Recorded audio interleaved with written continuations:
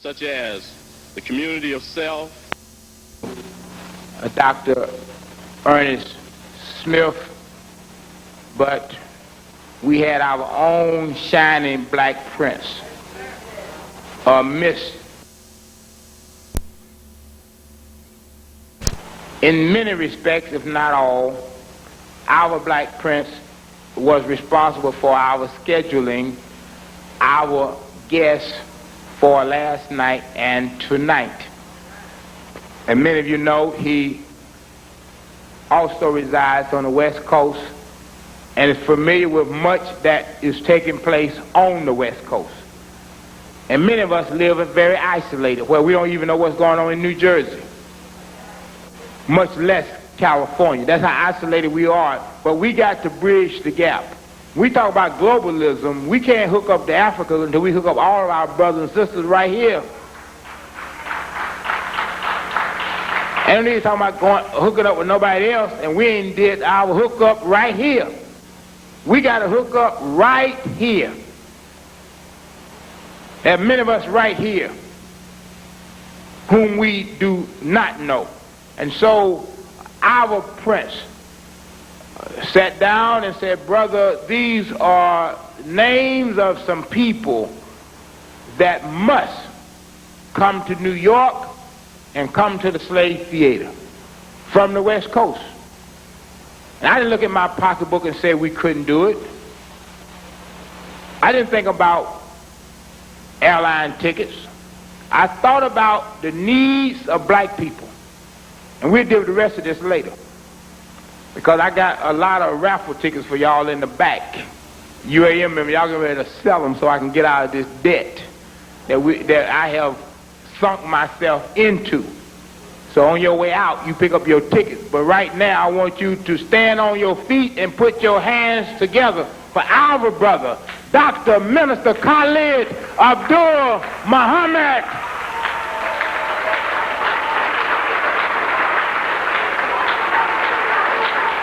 Dr. Khalid Muhammad.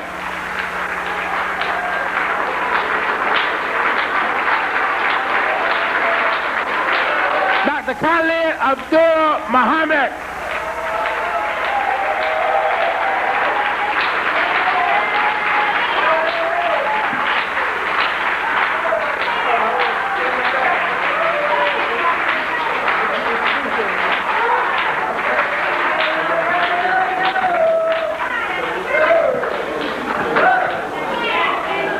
Dr. Muhammad.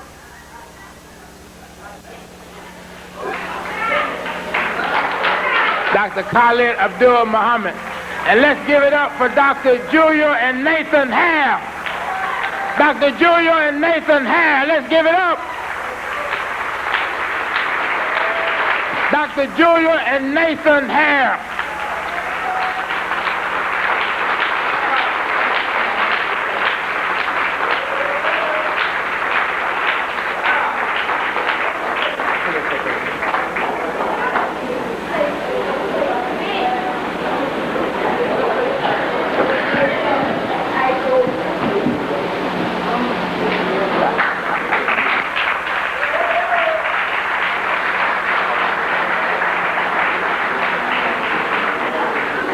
Let me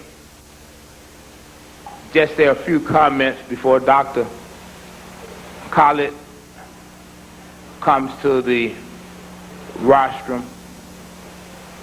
First about him and then about our guests.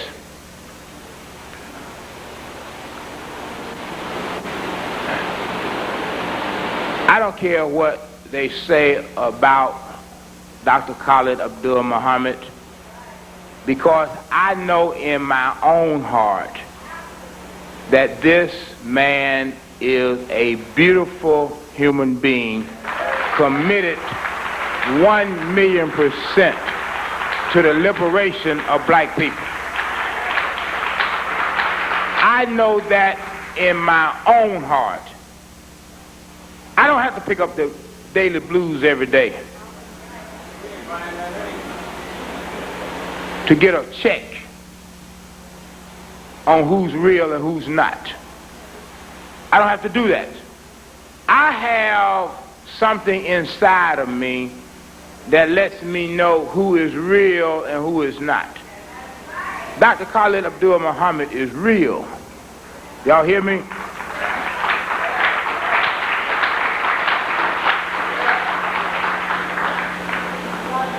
He is real because he is taking the real positions on the issues of black people, and he has not deviated, listen to this, he has not deviated one iota from the teachings of the Honorable Elijah Muhammad.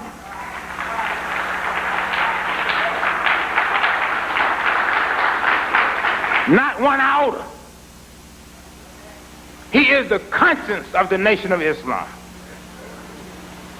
The conscience of the Nation of Islam. He is the standard by which the Nation of Islam will be and must be judged. Let us understand that. And that is real. Because in this day and time, Caesar is offering everything to black leadership to sell out. This $30 billion crime bill, a lot of it is Negro pork going to Negro politicians and Negro flunkies to serve as Judas goats to lead you to the slaughterhouse. That's what this is. That's why it's necessary to fund these Negroes to get a firmer grip on our community. That's what we are fighting. We're fighting on two fronts. We got a conventional warfare against crackers and a guerrilla warfare against Negroes.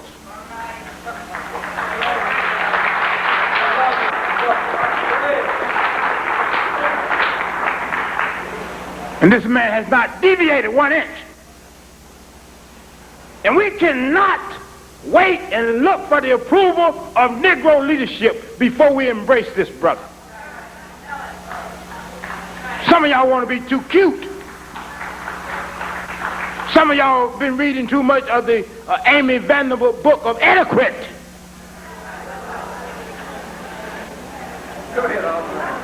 Negro want to deal in Negro niceties.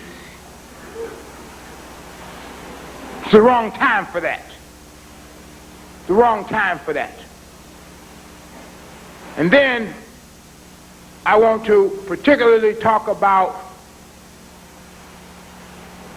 our guests for tonight, whom Dr. Khalid Muhammad strongly recommended that we bring to the slave theater. Strongly recommended.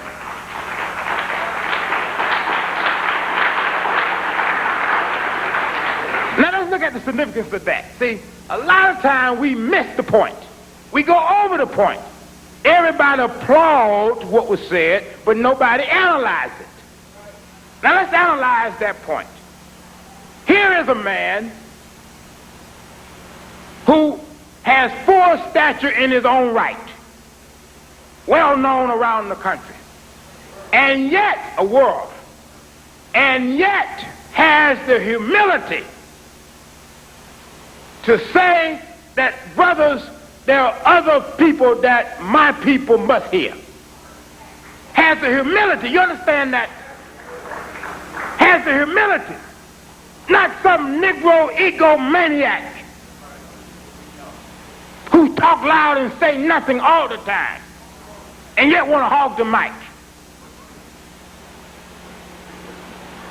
Here's someone who could have come here last night, could have come here tonight, and you would have been here to hear him. And yet he said, there are other people that my people must hear. That is a man who is genuinely concerned about the liberation of black people.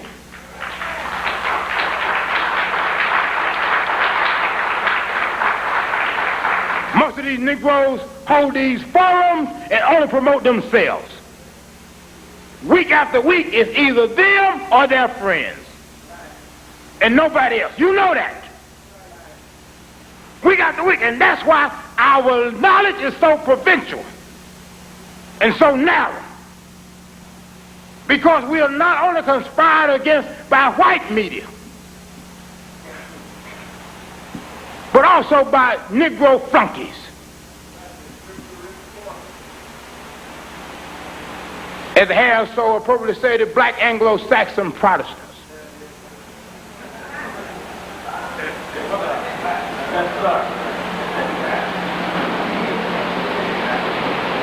But when we talk about the speaker for tonight, let me just give some personal history. I have always been a rebel of one type or another. That's been documented all the way back to Newnan, Georgia. I had an opportunity to go to Howard University in 1962. And at that time, we were again trying to define ourselves. Had a Negro president, Dr. Neighbor, I believe his name was, and seemingly the teachings of the black bourgeoisie by E. Franklin Frazier was in vogue when I arrived. And certainly there were some gifted people at Howard then. Kwame Ture was certainly one who had spoken here at the Slave Theater. But there was something seriously wrong with the miseducation that Howard University was giving to its students. And many of us, coming out of all kinds of different places, were not conscious enough to really put our finger on the problem. There was a professor there who could have gone on to the great heights of the Ivory Tower, could have set up in his tower's penthouse and talked about the great Negro issues of the time, but who decided that he must revolutionize the education system of Howard University. And he did. And we all looked up to him. Many of us could not take his course, but we felt his spirit, and it stayed with us. And just like Marcus Garvey said, you may cage the tiger, the lion, but there are cubs in the bush. And so even though eventually Howard, in some way or another, brought about the departure of Dr. Hare, he created so many cubs at Howard University. And one of those cubs is standing before you right now. And so I have great pleasure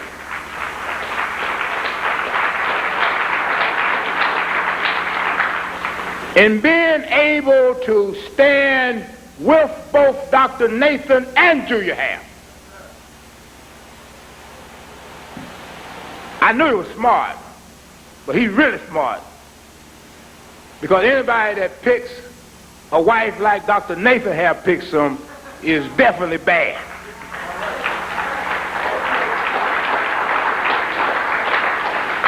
Because he can't lose with the stuff he uses. Because Dr. Julia Hare is an educator and a scholar in her own right, in addition to being a part of a partnership. She is an entity in her own right. So we're so pleased to have male, female complementing each other.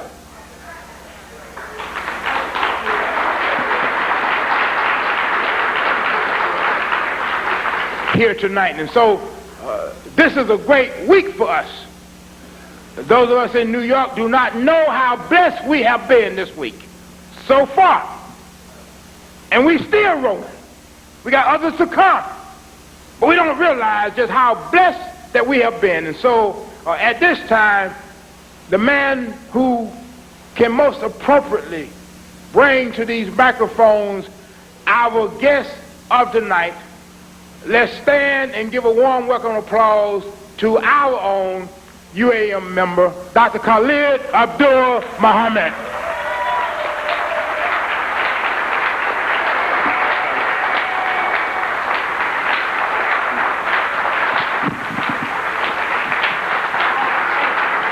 All praise is due to Allah. In the name of Allah, the Beneficent, the Merciful, who came in the person of Master Khalid Muhammad, to whom praise is due forever. We forever thank Almighty God, Allah, for coming as it was written and prophesied that he would come to seek and to save that which was lost. And we thank him for coming and raising up his messenger and his Messiah, the most honorable Elijah Muhammad. And we thank the two of them for putting themselves into one from among us, one who I believe is anointed and appointed, one who is the champion for the liberation and salvation of the black nation. I speak of none other than the Honorable Minister Louis Farrakhan. In their names, I greet you, my beloved and beautiful black brothers and sisters here at the Slave Theater with the greeting words of peace. Assalamu alaikum. Hetepu. Shalom, shalom. What's up? Free the land and black laws for all black people.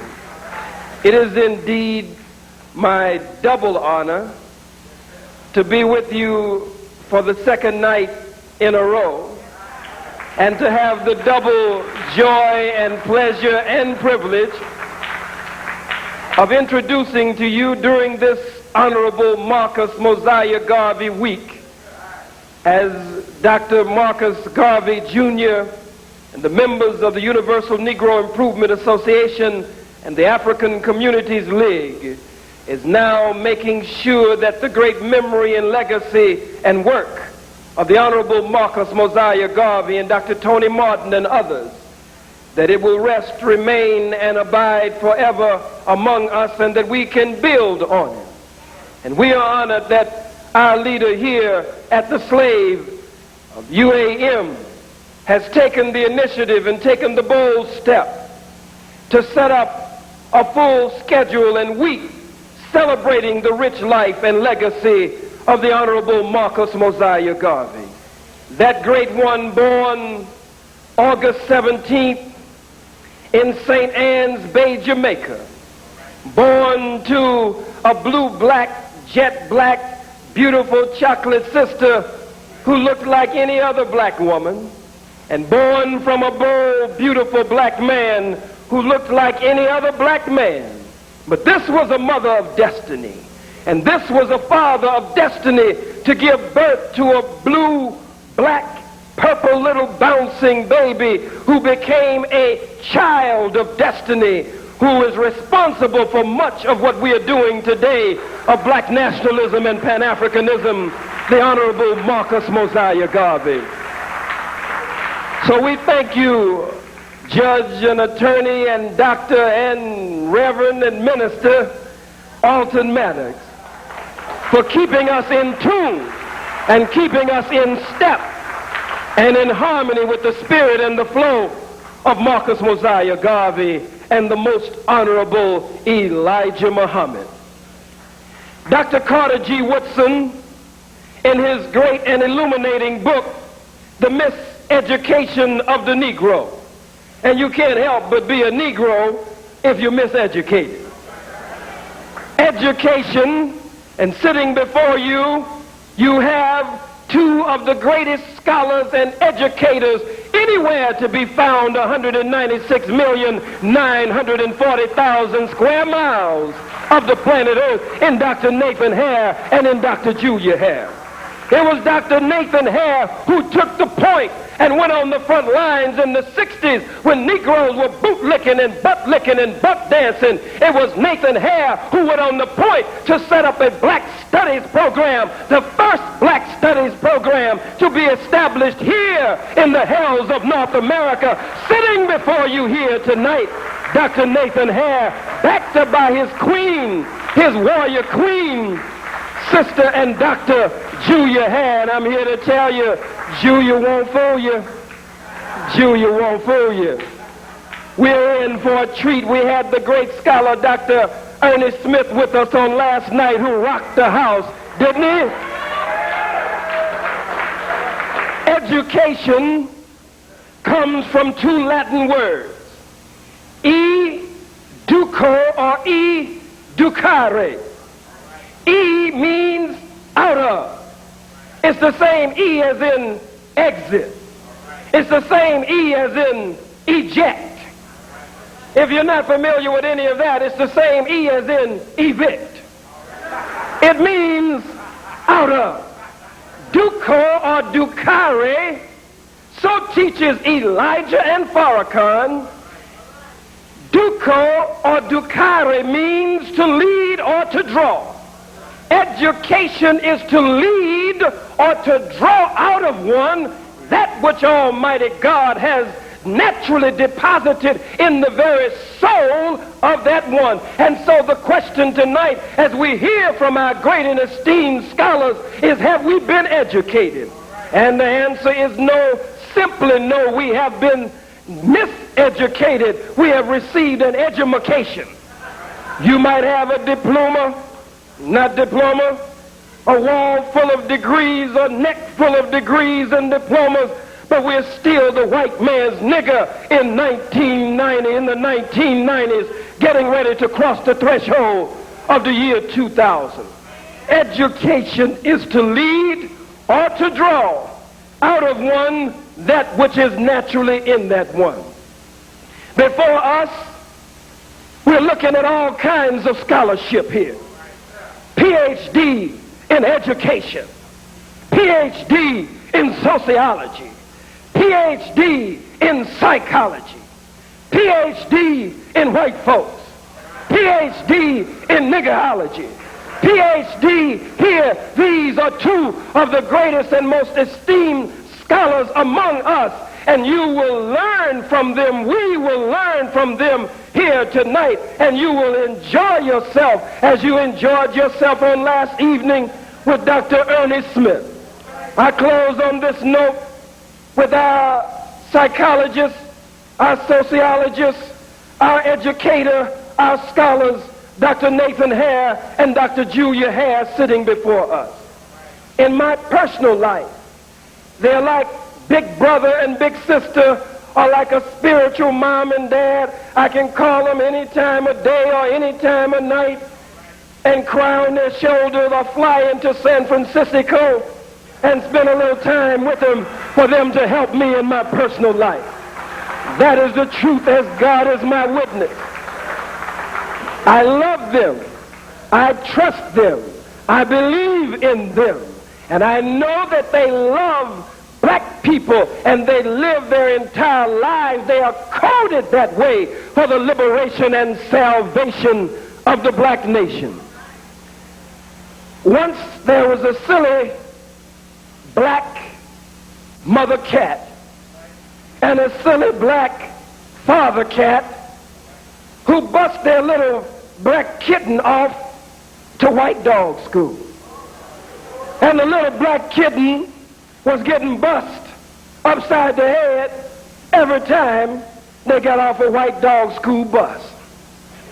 Now, education is to lead or to draw out of one that which God has already by nature deposited in that one. But this silly black father and mother cat busting their little black kitten off to white dog school was not giving the little black kitten true education, but miseducation.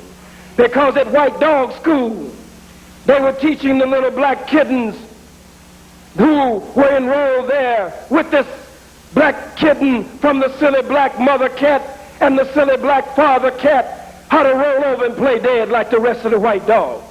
they got an A in rolling over and playing dead.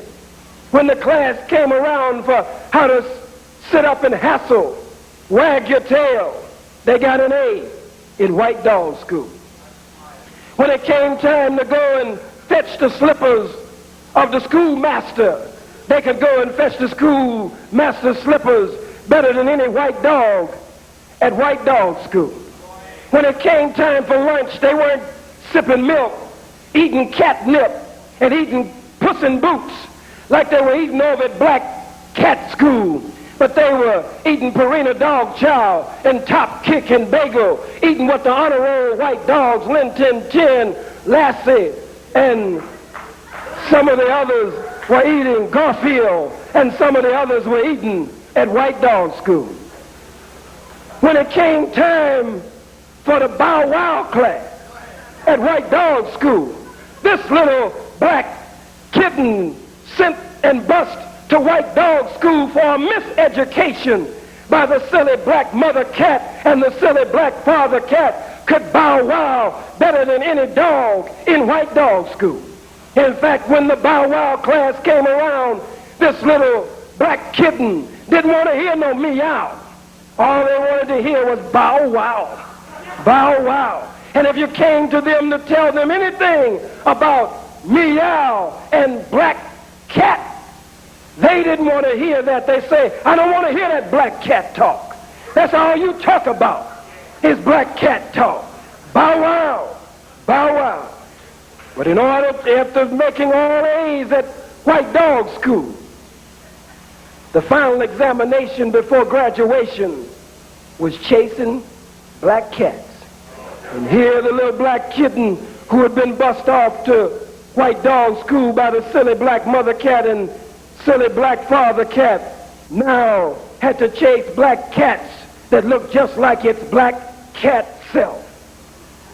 And even if the black cat would be able to escape the white dogs and be safe high on a limb up a tree, this now miseducated black kitten would now climb the tree, go way up high and go out on a limb for the white dogs and push the safe black cat looking just like its black cat self off of the limb down on the ground to the white dogs on the ground. But look at here, brothers and sisters, one thing this little black kitten didn't know is that when the white dogs ran out of black cats to chase, they were going to turn around and remember that he was still a black cat, she was still a black cat. One thing this little black kitten bust off the white dog school by its silly black mother and father cat parents, one thing it didn't realize is that he had become a neutralized cat. Neither this nor that. He could never be accepted among the white dogs. And the black cats would always remember him, remember her for leading the white dogs against them. But tonight, before you are true educators of the black nation. Before you tonight are true scholars who are rooted in the tradition of the black nation. They don't just teach psychology, they teach black psychology. They don't just teach sociology, they teach black sociology. They don't just teach education, they teach black education, because they know the difference between education and education. Once you receive and come to your feet and help me to introduce and present to others Dr. Nathan Hare and Dr. Julia Hare, two of the foremost scholars among us. Thank you. Please receive them. Assalamu alaikum.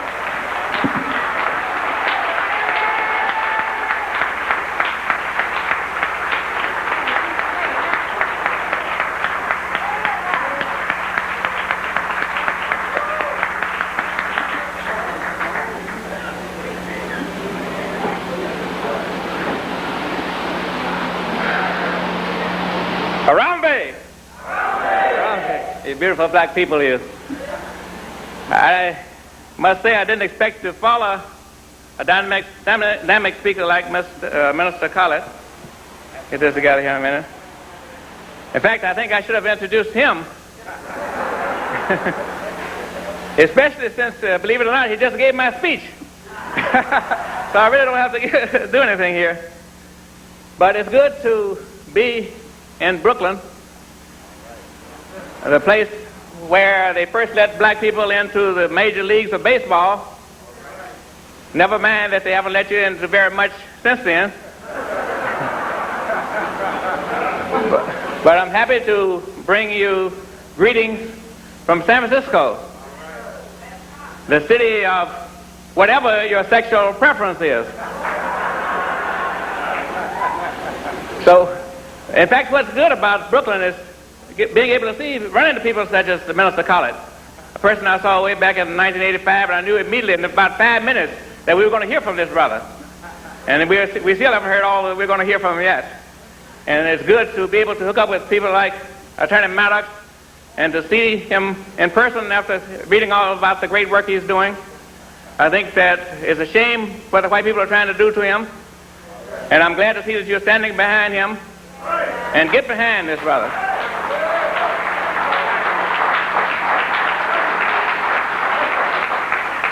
I don't want to come back here and see that you let the white folks get this brother. Because then I'm going to be real mad. And I might just have to deal with some of you. You get a chance to see people such as Queen Mother Moore, who met, well, she's been in the movement, as you know, forever. And she's going to be in the movement forever. But I met her in 1967 when she came down to Howard, when the Revolutionary Action Movement, RAM, called RAM, the underground group, had come down to Howard to try to stop Howard's officially announced plan to make Howard 60% white by 1970. So we were able to put a little monkey wrench in there with Queen Mother's help. Put a little slowdown on that process there. So Jete Weusi, I could go on and on. I'm not going to try to name all of you. I can see so many dignitaries out here. In fact, one of the things, we have so many leaders. I sometimes wonder why is it that when we have so many great leaders that we're still not free. Maybe it's because we don't have enough good followers. Maybe that's our problem. Maybe we're holding back our leaders. Well, if you are, you better stop it. Because you don't want to get me started. I might decide to become one of these days. Then everybody will be in trouble. You know, 'cause I'm getting tired of this white man. I'm sick of you, white man. And I'm getting... You better be glad that we have to deal with these internal problems tonight. I will talk about you some. It's not only good to be able to speak in this impressive theater, and I just love the name, Slave Theater, but also we've been given this very ominous subject, the man-woman thing. A black think tank brainstormer in the jealousy and hostility in the black community. And of course, as you know, brainstorming is where you have unrestrained offering of ideas and suggestions by all the people of a conference toward solutions to a problem. And so I'm just going to say a few things here, and then we'll bring on my wife, Julia, who will really get things started, because she's able to break things down. In fact, she not only can break things down, she can break them down. And then after that, we'll have you come in and speak all your mind. Because not everybody can speak at once. But it's good that we're going to be able to do this, because I remember Frantz Fanon's book, The Wretched of the Earth, where he was praising the importance of the practice of the custom in some of the northern African villages, where they have what they call injimas, where people get together and they settle their differences in public. Not in the streets like you do, but in public, where everybody's together and everybody's in a happy mood, because even though we have disagreements, we all know that when it's all said and done, that we are all on the same side and we all want the same things. And once we have gotten rid of the unwanted silences that we have and the backstabbing and the backbiting, then we're on our way to freedom of whatever it is that we want. So the trouble is that we stand here tonight looking at a divided people. The white man wants you divided. In fact, it's the white man who's divided you, because he knows that as long as he has you divided, that he can keep you down, that you're not going to be able to do the things that you need to do to him. We divided male against female. He's got a lot of the black women thinking that they got the white women are their sisters now. All of a sudden, the missus is their sisters. And that she has the same enemy that she says, I have the same enemy that you have. Well, if the black people and the white woman may have the same enemy, but the white woman sleeps with the enemy. And we got to watch that. They got us divided between parent and child. And of course, this is where you get the first learning of how you're going to love. If you can't love your parent, your first love object, especially the opposite sex, then it's hard to learn to love the mates who will be extensions of your parents. So they got us divided parent to child. They're calling child abuse. They don't want to let us discipline our children in the schools. They want to let us discipline in the home.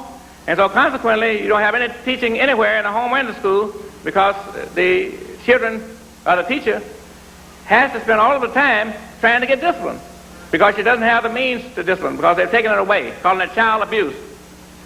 This is what we are fighting tonight. We are divided psychologically, politically, economically, by class, and all kinds of ways. Even separated from our origins, from the source. As you know, as the Queen Mother fact used to say, we're not kidnapped from Africa as intact family units. We were kidnapped one by one, separated from our families. And then even after we got over here, we were separated. My own grandmother, my father's side, was sold away from her family at the age of 7.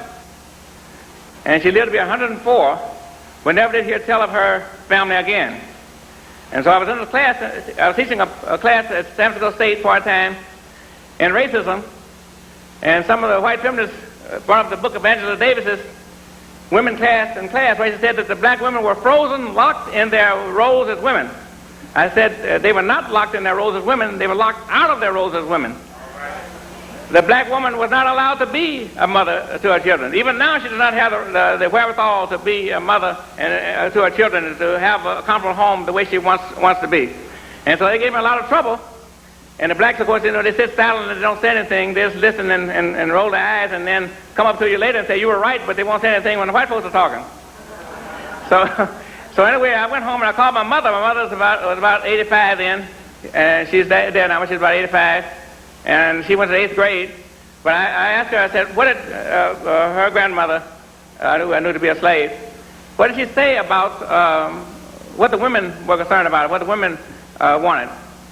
And she gave me moving stories about how both of her grandparents were sold away from their children.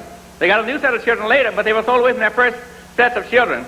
And how they had to, one of the grandmothers had to wade across the icy water, and they lashed her with the whip so she wouldn't look back.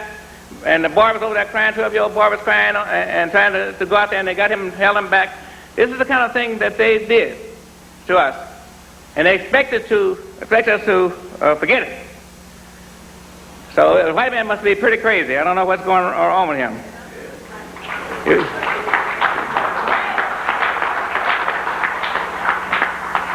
Speaking of Africa, I know the theme of the conference is Pan-Africanism, and I want to say something about the African connection. As I understand it, once upon a time in Africa, we had everything together. There were ceremonies, the families were together, we had the 3 generations, the grandparents, the parents, the children all living in the same general compound. We had the play mothers, the play daughters, the play sisters, the play cousins, all down who also helped with the discipline. And we had ceremonies to do everything. Even sex had a ceremony. But then along comes the European, they stripped everything away, and eventually everything is divided. Sex seeks satisfaction for its own sake. It's separated more and more from the reproductive function. And now you have something called a vibrator. The white man is putting his machinery in there, and it's not doing any good. And some of the sisters are giving up on the brothers and choosing, even preferring the vibrator. And they will tell you, I understand something else. I got a thing somebody sent me something in the mail the other day. I threw it in the trash. I was embarrassed to even look at that sort of thing. But this is what we had. So we went from the extended family to the nuclear family to what I call the atomic family, where you have no form, shape, or fashion. and more and more people cannot even live together. 60-some% of the black parents are single, and it seems like everybody who's in the outside the family is trying to get in it, outside of marriage is trying to get in it, and everybody who's in marriage is trying to get out of it. And so we're going from monogamy, where you have one wife, and polygamy, where you had maybe one wife too many, to omnigamy, where everybody's pretty much married to everybody else. This is the kind of thing we have. Because the white man's destructive system, because what tripped him up was he used the machine, including the weapons of war, to control and dominate other peoples and to control the environment. But when you control the environment, you distort the environment, and when you control the animals and human beings, you are effectively getting an anti-nature. You're being anti-nature. So that the history of the European has been a systematic destruction of all the human social fibers. But we used to have ways, and we still have ways. In fact, some of you have seen the book by Jomo Kenyatta called Facing Mount Kenya, where it goes into the ceremonies such as the Ngueko ceremony, where you have the boys and girls at a certain age are able to get into this little hut called a Thingira, and where they can learn the rules and regulations of male-female relationships. They're in there in the nude. The girl has the towel over everything that's valuable, and the boy can fondle everything he wants to, but he can't touch anything under the towel. And the mentor comes and looks in the hole of the hut every now and then to make sure he doesn't touch anything there. So what he's learning is self-control. So he won't be raping going on the way that a lot of people do around here. And this is the kind of thing that we have lost, and we need to begin to get back to that. And I think that what we need to do, I think the problem is that we learn a lot about Africa, but we don't learn as much as we should from Africa. Yeah, people spout all kinds of facts and figures, but they don't learn much from it. In fact, this issue came up down at Malana Karinga's Institute of Pan-African Studies in 1985. The issue of whether we should just borrow the ceremonies wholesale as they are, or whether we should try to transform them and to make them useful and relevant to the present. And we thought that we should make them relevant to the present, and this is why we went home and wrote the book, Bringing the Black Boy to Manhood, which was calling for making the rites of passage into a mass movement. And of course it has become a mass movement since then. So I think that we make a mistake when we take on what I call a pathological identification with Africa. It's good to have a healthy identification with Africa, but when you start thinking that just by identifying with Africa you're going to solve your social problems here in the United States, then you're being a little far-fetched. But this is exactly what happened with the family during the 70s, where the scholars thought that by just hooking up the African antecedents that they would be able to save the family. And of course, the more they did that, in 15 years, the family crumbled more than it had in 100-some years since slavery. On the other hand, I don't think we should be going over there trying to determine what the Africans do. We have a book by one Alice Walker that a lot of black nationalists are taking up on, called Possessing the Secrets of Joy. Have you seen that book, Possessing the Secrets of Joy? Yeah, well, one thing about Alice Walker that you may not know is that Alice Walker never possessed the secret of joy. In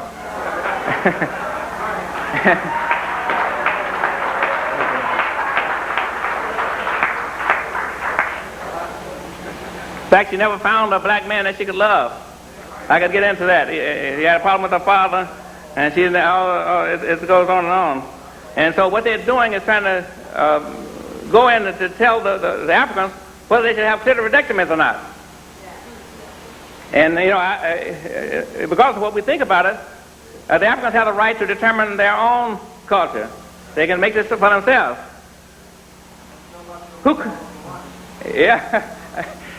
Here's another one. Who cuts any better than the white man? Let Miss Fulani and Miss Walker deal with the white man and his cutting.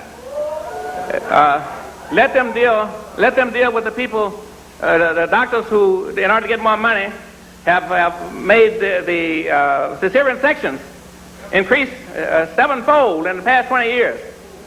Let them deal with the people who do these tied in the tubes of everybody. And 40% of the time they don't even know they were being tied in certain low-income areas. Just in the paper the other day.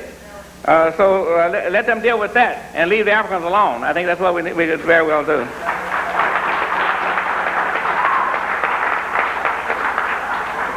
So I have, I'm going to just focus on two main areas. One is the psychological, and the other is the political. Because we know the economics would cut through all of this.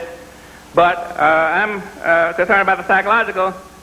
But I also do not believe that psychological is the solution either, even though I work in that. And I think you can do some good with treating individuals. But I think it's too slow. And I think just as in the physical health, in mental health for black people, and social health for black people, our greatest work will be done in prevention. If we do prevention, because if our problems are collective, our solutions must be collective. Instead, what we have is a recognition that our problems are collective, our problems are sociological, and then when we look for solutions, we turn right around and go looking for psychological solutions. We say, oh, we want to get 20 boys together and try to study their heads and work with their heads. We want to give them a role model, or we want to give them a mentor, or we want to raise their self-esteem, or whatever. We take a psychological approach to a sociological problem, and then we wonder why it's not working. This is the kind of thing we have. In fact, I maintain that the most important psychological problem that black people have is that the white man has us under mental colonialism. By that I mean that he controls our minds by remote control. For the colony, as you know, is when a state controls the activities of a distant or removed state, usually for economic purposes or political purposes. But in this case, he's controlling our minds through his media. He controls what books are going to be published. You can't get a book published unless it's what they call a crossover book. The same thing in music. You got to have crossover music more and more. If a rapping comes in, then white people think they can do that, and so they imitate that, so they'll let it go through. But basically, they want crossover music, where black people try to sing like white people try to sing like black people. This is the kind of thing that they do. Yeah, that's exactly. The brother knows. And so what it made us is the black, what I call black Anglo-Saxons. In a book I wrote many years ago, they're black Anglo-Saxons, people who are black, rather white, in black bodies, and who go to sleep at night dreaming that some of these days they're going to wake up white. In fact, I had a plane almost crash a few years ago, and I said that when I got off that plane that I was going to say to brothers and sisters that the one thing you're going to have to face, one reality you're going to have to face, that is that no matter what you ever do, individually or collectively, you're never going to get out of the black race alive. And we got to be able to understand and recognize that fact and deal with it. So what you have is the white man controlling our minds. For example, let's take the thing about feminism. It used to be that about 1969 or 70, you couldn't find a black feminist unless you went into Berkeley or Berkeley. But pretty soon you had the integrationist black women becoming feminists. Then pretty soon you had the integrationist black men becoming feminists. And then soon you had the nationalist black women becoming feminists. And then finally, now you have black nationalist leaders increasingly becoming feminists and advocates of feminism. Well, I say that either you were right in 69 and wrong now, in which case why change, or wrong in 69 and right now, in which case it sure takes you a long time to catch on. And so the white man has, the white woman has a hold of the white man's shirt tail, the black woman has a hold of the white woman's skirt tail, the black man has a hold of the black woman's skirt tail, and the white man is dragging them all around like a conga dance. That's what they're doing to them. But even then, we get into individual psychology, like the choice of a mate, even starting with the choice of a mate, we have this same mental colonialism coming in. Professor Burgess out at Governor State University in Illinois has talked about how the black people, when they choose a mate, they choose somebody on the white standard. So that when a black man chooses a mate, he's looking for somebody who has a European standard. And he's putting this black woman at a disadvantage because obviously she does not have much European standards. It's in short supply in the black race. Meanwhile, the black woman chooses a black man on the basis of his social position, his social, his riches, his wealth, his power. She's putting the black man at a disadvantage because he doesn't have much of that. And more, even in this day of the black male shortage, you have black men throwing the man out just because he is not working or moving up fast enough for them. This is what I call mental colonialism. and all the things. I don't even go into all the things that we do to each other. Francis Fanon again talked about how oppression breeds jealousy, mistrust, despair, suspiciousness, and so on. And because the black I does not love the black me, and love, unlike sex, requires a you and a me. Sex you can do with yourself. In fact, they have a book called Sex for One. But love requires a you for me, a you and a me, as I started to say, and an expectation that the me will be loved by the you. And so the black people, the oppressed person experiences a difficulty there. And I sometimes say, I sometimes tell the people, why don't you just treat your mate the same as you would a stranger? Just be as nice to them as you would a stranger. Treat them just like you would a white person. And then you would get, because this is the person you love. Because if a stranger,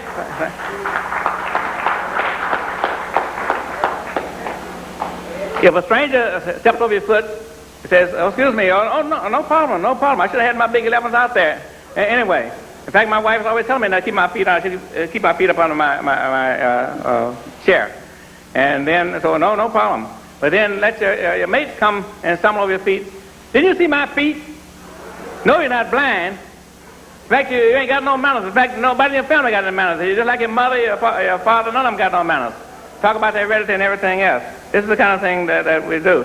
But I'm more concerned with the political, because I understand that in politics, once you pass trying to get elected to office, as the brother was saying down here, the ultimate goal is to annihilate the enemy. That's the ultimate use of this power. And certainly, when you talk about racism, the highest form of racism would be genocide, the elimination of the person. And this is what has been happening to us. A lot of people think of genocide as just being killing, because war is the way in which we normally think of this. The typical form, the highest form of that, or usual form of that, is war. But we think of other forms of killing. And of course it's true, like starvation in Africa and the drive, self-destruct, even have you doing it to each other. Either have you killing each other as gangs, or have one country killing another country in Africa. And Rwanda is a good case of that sort of thing. And so death is a part of it, but a lot of people do not realize that you can also, that in the 1948 United Nations Treaty on Genocide, controlling the birth of another group is also genocide. And this is what they're doing right before our eyes. And not only we're not saying anything about it, we're helping them.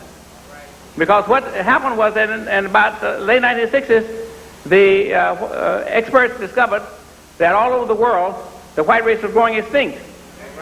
And nowhere in the world, including the United States, is the white race reproducing itself. So that they just begin to die out if they left to themselves. So what they're doing is coming up with cloning and test tube babies and whatnot, and in vitro fertilization, surrogate mothering, and whatnot. It costs about $40,000 to get a surrogate mother. That goes your Mercedes right there. So they're doing all these things at the same time as they try to use these artificial means to keep their population going. They're trying to steer the poor, the black and the third world, toward having fewer children. And so they are using a double-edged sword. They're showing that they're using one method toward themselves and another toward the whites. And this is why they decided to start turning the poor women away from family, while they use fertility incentives, child care. They're trying to get together $2 billion a year. They tax breaks, maternity leave, even paternity leave, to try to get the white woman to have more children. At the same time, they are using workfare for the poor woman and trying to stop the teenage poor from having children. And so they got a different way of dealing here. They're putting condoms in the black schools and the high schools with Dr. What's his name, Jocelyn Elders, helping them out with that, helping Clinton out with that. Yeah, all of that. Doing so many things. In fact, they're starting. The same people who couldn't teach us how to read, who are messing up our literacy education, our academic education, are now going to teach sex education. They're going to teach us sex education, and they have the Afrocentric scholars are talking about how they have a different approach to it. Because if a black person is trying to learn how to do something like breakdancing, the black person would say, Butch would say, "Well, let me tell you doing that, Junebug." And what's that? That's breakdancing. Well, let me tell you to do it. So he started watching Junebug. After a while, he's doing like Junebug does. But when one of these white teachers or one of these black teachers who've been trained by them were teaching breakdancing, they would have it all broken down into analytical concepts. And they would draw on the board where the feet are supposed to be, and then they would number the feet 1, 2, 3, 4, and have you going 1, 2, 3, 4, back and forth. Pretty soon you can even stand up. You got to get in the feet on the floor. And so that if they were teaching the black kids break dancing, when they started doing that, the black kids would be flunking break dancing. And so what they're doing now, pretty soon the way things are going, they're going to have us flunking sex. They're going to be having the kids flunking sex. So we got to begin to deal with this thing, because this is the real insight that's going on now. And of course, feminism was the way in which they carrying this out. And I'm going to just cut close right here, but I want to get into what the brother was saying about. He mentioned AIDS, and I think that that's a good point. The AIDS that they brought into us. They first found it in San Francisco. Somebody said it came from New York City, but some airline stewardess who was male brought it there. And then they turned around and said it came from Haiti, trying to make it out like it came from Haiti. And the Haitians said, well, the white gays brought it here. And then they started saying it came from Africa. And somebody said the missionaries took it to Africa.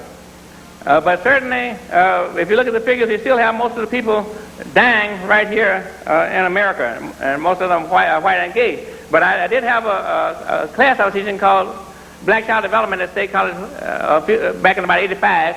And I had this guy come to class to speak on AIDS, and at that time, black people were saying it was a white disease. That this had no relevance as it's white disease. I said, well, the way you guys, white people have it, if white people have AIDS, the way you guys love white people, then pretty soon black people will have it too.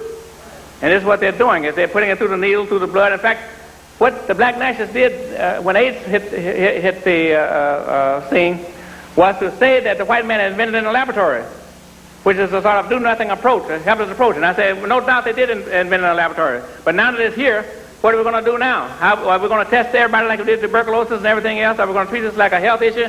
Or are we going to let the white gays treat it like a civil right? Well, they said, oh, no, they weren't interested in that. And I said, well, I think that they probably, the AIDS got to Africa through tainted blood. Well, now it's recognized that AIDS not only got to Africa through tainted blood, there were some white physicians on television the other month saying that not only, I thought they hadn't tested it first, but I thought they were testing the blood now. But he said, no, they're not even testing it now. And that if they start testing the blood now, they can stop 90% of the AIDS in the future. Then I read in the New York Times the other day where 60% of the AIDS that's going to China came to hemophiliacs through the tainted blood. And so this is the kind of thing we're letting happen to our people, because more and more it gets into the bloodstream through drugs and whatnot, and so that the men give it to the women, then the women give it to the children, and then we have a wipeout of not only the African population and on the continent, but even here at the same time. So I think we're going to have to begin to question these things and take a more forthright stand. We're going to use what I call the fictive approach. The fictive approach holds that everything that the white man tells you, and we're not free, you should reject it. It's not true. It's fiction. Anything he tells you. Instead, we go around.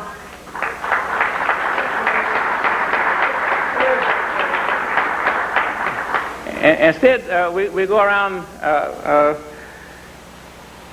not doing this. In fact, we value the books that he puts out. In fact, when Charles Ali published her book, these scholars got on board, some of these black national scholars, so some of the leading scholars got on television saying that it was putting her down for the fact that it was self-published. The same people who talk about self-help were criticizing this woman for publishing her own book. You know, she made a bestseller out of it and showed them what they could be doing, you know, if they had the same wherewithal and they'd gone to all these schools. This is the kind of mix-up that we have at this time. I get tired of seeing all these people like the NAACP Image Awards and whatnot, and they hold these awards and give the same awards to the same people white people give the award to. Right. You know.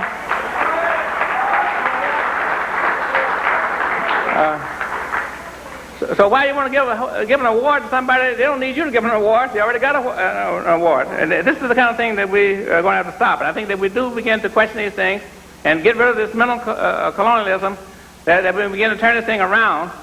And I think the white man will be on the run pretty quick.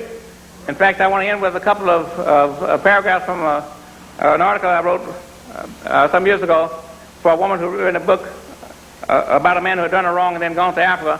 And what I was doing in the introduction to the book was trying to reassure her that the black man would rise again, and to reassure all black women, and in fact, that the black man would rise again, and that the black man could get up out of his bed and walk. And so I concluded that the evidence of anthropology now suggests that I, the black man, am the original man, the first man.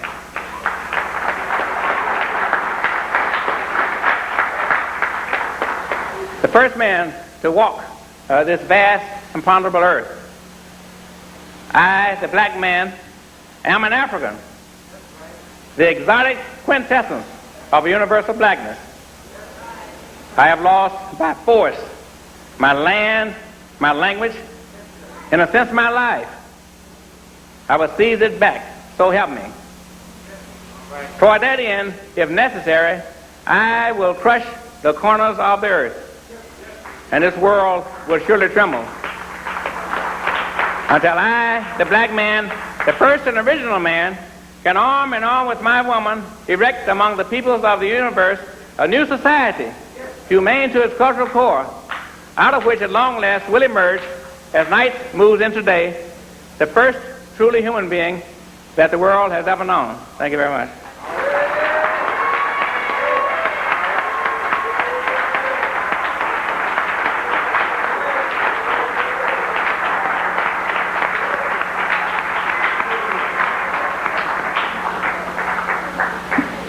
I'm certainly happy that you had an opportunity to stand and to, for a moment there, to shake your legs.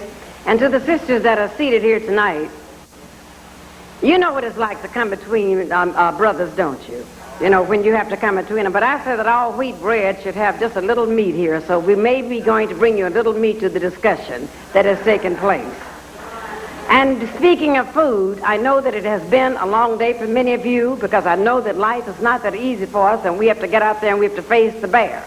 So I know that you're ready to sit just for a few more minutes, because suppose when you left here, if you didn't have your dinner, you went home and somebody had made you some collard what?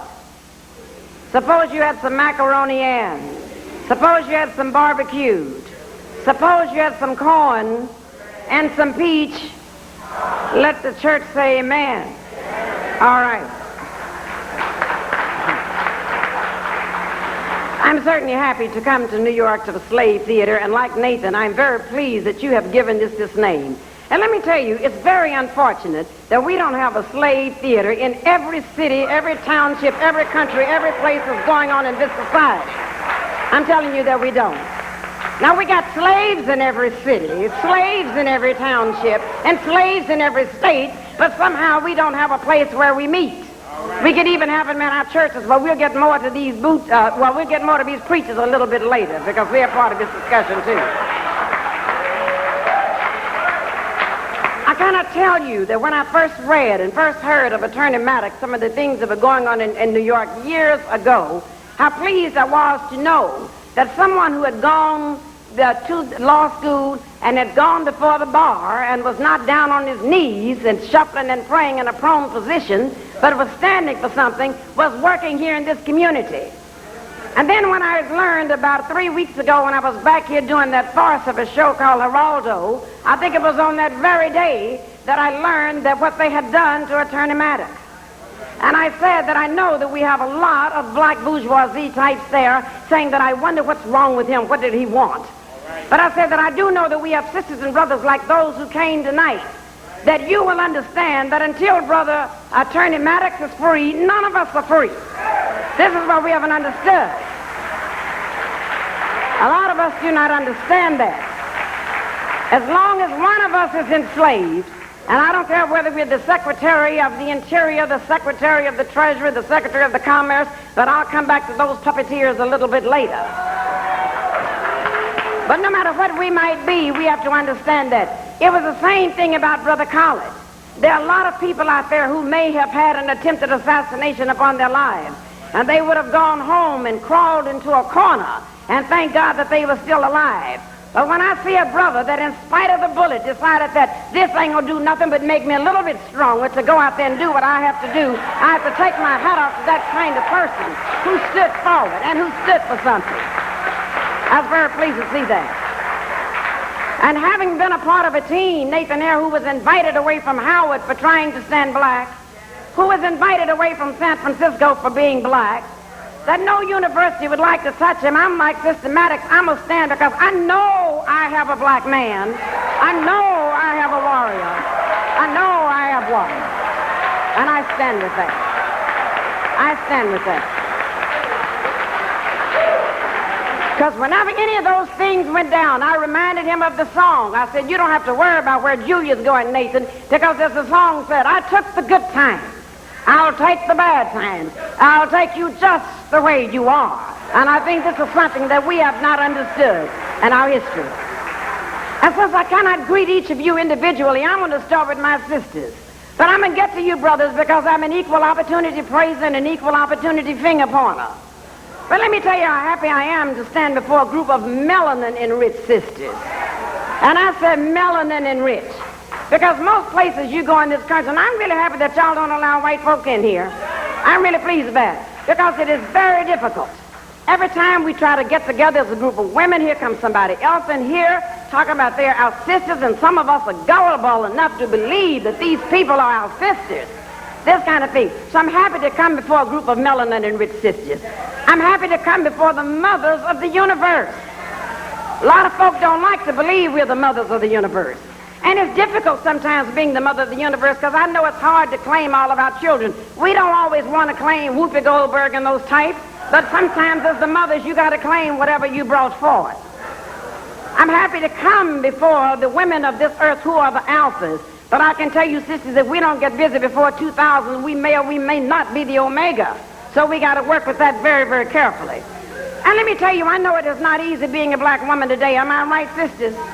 It is not easy being one. Because while all these white women sit on TV in these miniskirts with their legs crossed and then talk about sexual harassment, talking about they face a glass ceiling, they don't know that our ceiling is mahogany. At least you can penetrate a glass ceiling, but you can't even see through a mahogany ceiling. And then I see some of our crossover sisters sitting over there agreeing with them, talking about our struggle and our struggle. I know it is not easy being a black woman today because everybody comes to us confronting us with all of these isms. They come to us with humanism and telling us that we're not black women, it's a human problem. They come to us with all the socialisms like Sister President down at Spelman University, but they found out, didn't they? They doing all this type of thing. They come to us with communism, and I think Angela Davis found out that still she was black when universities wouldn't take her. They come to us. They come to us speaking all the feminism and all of these type things. But I think that the only ism that we need to know and the only ism that we need to deal with right now is black nationalism. That is the only ism that we need to be looking forward to at this point. That is the ism that we have. We didn't have that. And the reason why I said that, I didn't say multiculturalism. I didn't say diversityism. I didn't say all of these people of color and all of these things that we have people calling ourselves all of these things. Because if you look on any birth certificate, I've never seen one with multicultural on it. I've never seen one with diversity on it. When I go and see my friends who have brought forth babies on the birth certificate, it says black. That's what it is.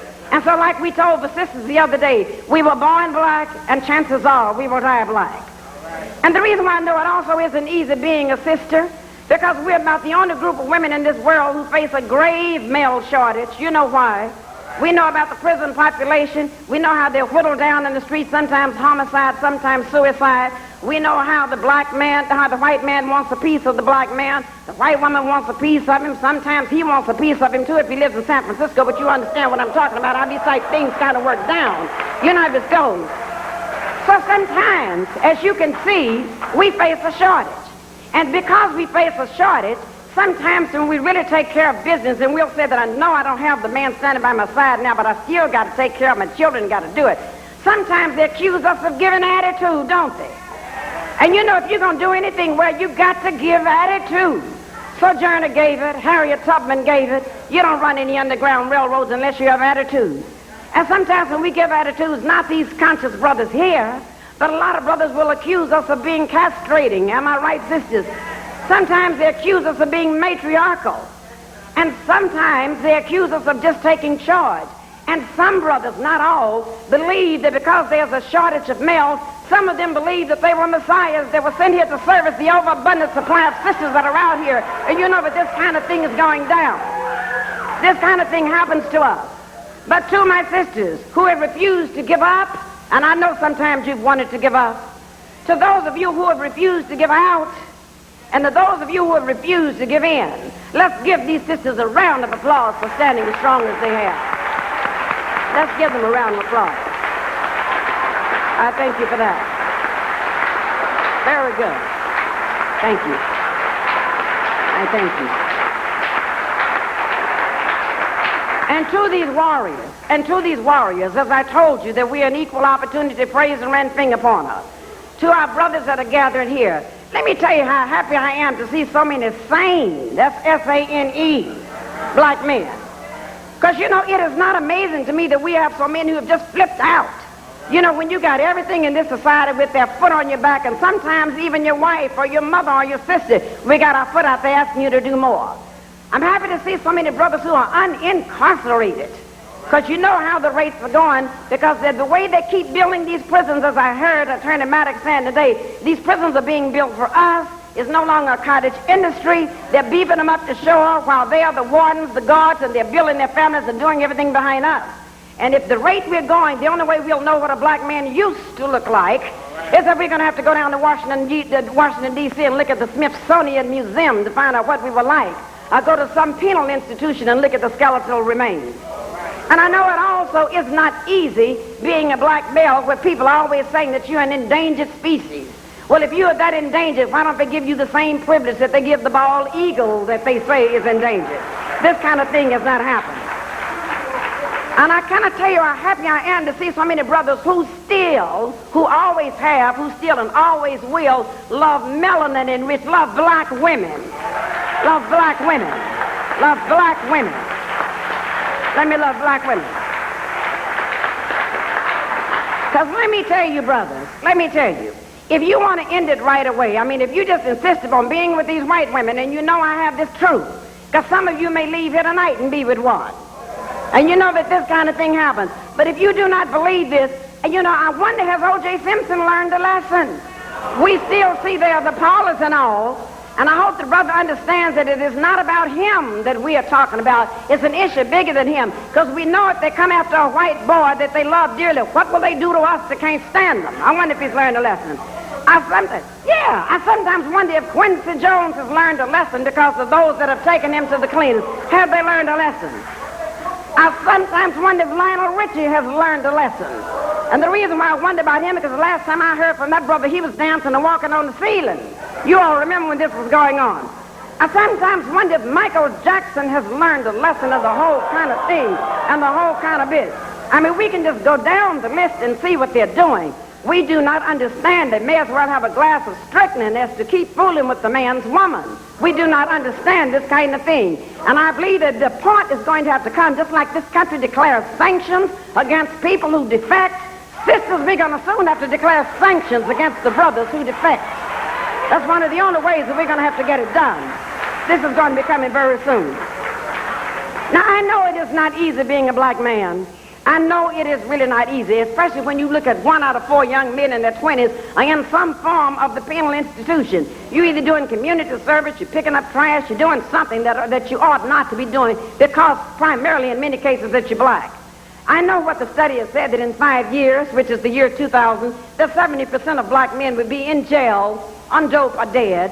When the figures first came out, I was furious about 15 years ago. But my God, the more I look at it, the closer we get to the year 2000, I start to wonder about it. And the reason why I know it is not easy for you to be a black male today, as we go across this country, we live in hotels, we can come down on the elevator, and I see brothers dressed to the nines. I don't mean these jeans or these come-get-me clothes where I wonder how do they hang beneath your knees without a belt and this kind of thing. I'm talking about brothers in their 3-piece Valentinos and their Gucci's and their dressed-up clothes, their financial market-type clothes. And do you know some white folks will see brothers getting on with briefcases? I guess they assume you only have a peanut butter sandwich in it. But they will see brothers getting on the elevator with a briefcase, and do you know they will run? They're just terrified, they say, of black men. Terrified, they say, of them. And then I've seen brothers driving their Infinities and all the other cars that they probably are mortgaged up to the hilt for that they've leased. And they drive up to the stop sign with their bad cars, and here comes some white folks over here and some old jalopy that's next to them, and I've seen them reach over, slamming down the windows and locking the doors, thinking that you're going to jump out of your Hot Wheels or your set to go over there and rip them off from the junk that they're wearing. I've seen them do it. I know it's not easy.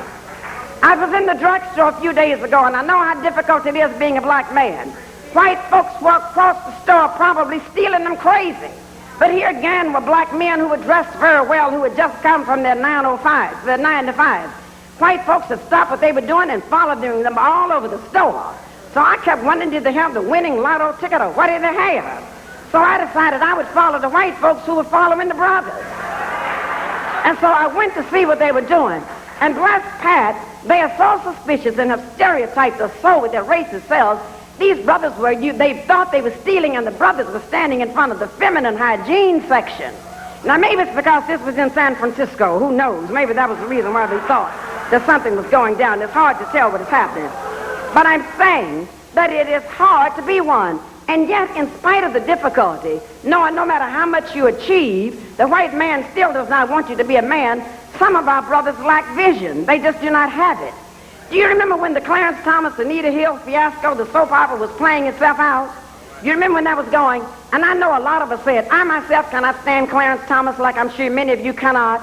I do not like the ideology. I saw Ann sitting there fawning over him and the whole thing. But I said, Julia, you got to bring this to another level and rise above that. Because if you do it to a Clarence Thomas who loves them dearly, what do you think they're going to do to these brothers that are sitting out here?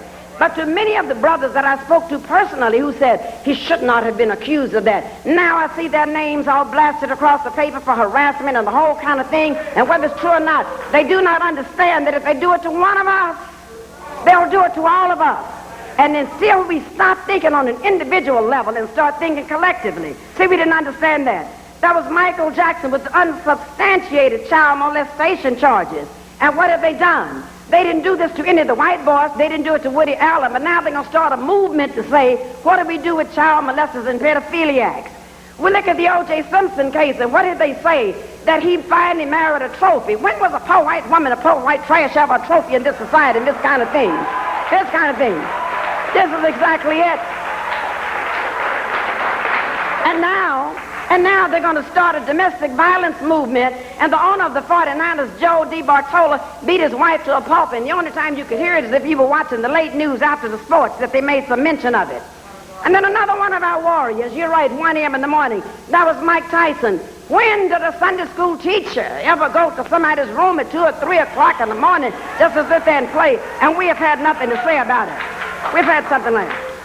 But to the men, like those in this audience, to Alton Maddox, Nathan, to Carter, to all of you sitting out there, I know it has not been easy for you. But to those of you who have survived the Holocaust of our enslavement, and you've made it thus far, and you also didn't give in. You didn't give out.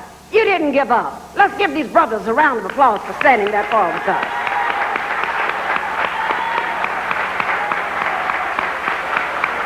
Thank you. And to our whole group, and to this whole group that is gathered here in the Slade Theater, whether you greet each other in the words of Assalamu Alaikum, whether it's Habani Ghani, whether you greet each other in the spirit of the Dr. Great Imhotep, or whether you simply say yo. And whether you're Methodist, whether you're Baptist, whether you're Presbyterians, whether you're Jews, probably some of you are, no matter what you might be, Presbyterians, and whether you're Greeks, because we still have a lot of black Greeks. So whether you're Alphas, whether you're Kappas, Omegas, Zetas, Deltas, whatever you might be. And even if whether you're African-centered, whether you're Eurocentered, or whether you're self-centered. And if you're very, very young, and you're in the hip-hop culture, whether you're into Public Enemy, Two Live Crew, or Mix-a-Lot, Snoop Doggy Dogg, Latifah, Soldier, any of the crowd, whatever you might be. I just want you to understand that our common goal, no matter what you're into, brothers and sisters, we got to have a common goal. And our common goal is to confront this system. And when I said to confront it,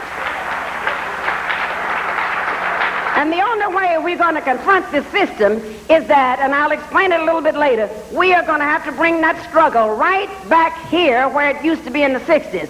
Now, I'm not saying that we are not to remember everybody throughout the diaspora. We got to keep Haiti in mind because those brothers and sisters just got off the boat one stop before we did. We got to keep Grenada in mind. We got to keep Nigeria. We got to keep the pyramids. We got to keep it all in mind. But we also got to keep Harlem in mind. We got to keep Detroit in mind. We got to keep Chicago in mind. We got to keep Texas, Arizona. And I'm afraid this is some of the things that we're forgetting to do. So if you really believe that you're ready to confront this system, some of you, I think, probably go to church. And I want you to pretend that you're really just praying for 30 seconds. I want you to reach over and touch somebody's hand, and for about 30 seconds, tell them how you have confronted the system in the last week. Tell them right now.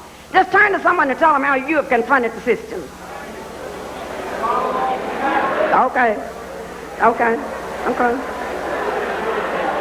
20, 21, 22, 23, 24, 25, 25, 25. Okay, we have confronted it. Well, okay, we've done it. Man, I bet, you know what? Y'all ready? I bet some lies really went down out there a minute ago. I bet a lot of them really went down. But okay, but I can tell you, I know that we have confronted it because I do know, as you said, this is a slave theater. This is not Abyssinia Baptist Church. And there is a difference. This is a slave theater. This I know we have. Tonight I was very pleased when we were asked to look for a few minutes into the black man-woman thing, and why at the black think tank we've looked at the hostility and aggression in the black community and what's causing it. And while I give you some of the reasons why I think it's causing it, I want you to push back just for a moment from wondering about what Drew and Victoria and Nikki and the Centerfold and all of the other people on the Young and the Restless, what they're going to do, and think about our own Young and the Restless that's out there on 125th Street. I want you to think about that. And I want you to push back, if you are a black woman, from believing that the black male may be our enemy and that he doesn't work because he's lazy and trifling, he does not want to do it.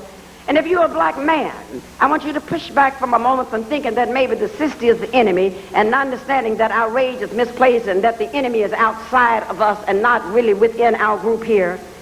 And I want you to take a moment to push back from your BAs, your MAs, your PhDs, your BBDs, whatever Ds you may be having. Push back from that. And let us see what brought us to this friction against our sisters and brothers. Now, some of us may not like this, but let me tell you how the white man, he may not be present in here tonight. And although he has taken the physical chains off us, while we have still allowed the psychological chains to be on our minds. And the way he did it, because he knew that some of us, especially the conscious ones, were too slick for him to come after us. But he went after our children, and I'll tell you how he did it. Are any of you in this room old enough to remember when black mothers and fathers were not afraid to discipline black children? Can any of you remember that? Okay. Do you remember that you'd be sitting in a place like this, or you'd be sitting in church, or you'd be in the mall, or you'd be sitting on the stoop, or you'd be out, and your child did something, and all your mother had to do was to glance in your direction? Do you remember that? That all she had to do was to glance in your direction. And remember, sometimes the glance said, don't let me have to get up and come over there. You remember how the glance said that? And because, see, every once in a while, in some black families, even 20, 30 years ago, every once in a while there was a fool that challenged the glance. Because, see, when the glance was challenged in my family, by the time I got home, because I grew up in Tulsa, Oklahoma, there was a peach tree in the backyard. And it didn't take you long to know that that peach tree was out there to do more than to bear fruit. You sent you out there to get it. And if you brought something in that was too short, well, that was considered open defiance. And if you could get back out there past the ironing cord, past the foot, past any kind of thing that they had in their way to get out to you, if you could get back outside, you knew what would happen. Now, this was before black folks let social service workers and social workers come into the house telling you how to raise the children. That was a time social workers would never have come into our community talking about, I'm going to take this child out of here and labeling out discipline and out tanning of a legs as child abuse. If they had come in there like that, you know how we would have run them out if they could have gotten out. This was before we let the white society and the media tell our children to go to the phone and dial 911.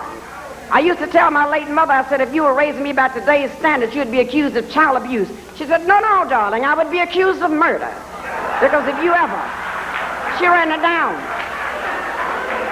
She told me, because she said, girlfriend, if you had gone and had called 911 on me, I would have given you an opportunity to place 2 calls. Because while you were calling the police or social workers to bring me to come and take out of his house what I brought into the world, I would have given you an opportunity to dial the mortician, and I'm not sure which one of us would have gone with which. But see, this is when we decided that we would integrate into somebody else's center of power. And now we have the same people who raised Boy George telling us how to raise our children because we are afraid to deal with them. This is the kind of thing that has happened. We are afraid to do that. I mean, these social workers and all have come into our house. The black nationalists and some men in the militants have declared a truce with the white man. Now, sometimes they go on the news saying they declared a truce with the gangs and with the people. They have declared a truce with the white man. Because as the warriors, you're supposed to say, we give you one thing. We promise you something. We will not tell you how to raise your children if you do not tell us how to raise ours. This is a thing that has not happened. This has not happened. And this was before, as black folks, we took a back seat to all of these other agendas that have come out. When the white man knew that we were on his game in the 60s and we were getting ready to move on him, it was his idea to come up with something called white feminism and to send his woman out there to call her a minority to keep you from getting the jobs. This is exactly what happened.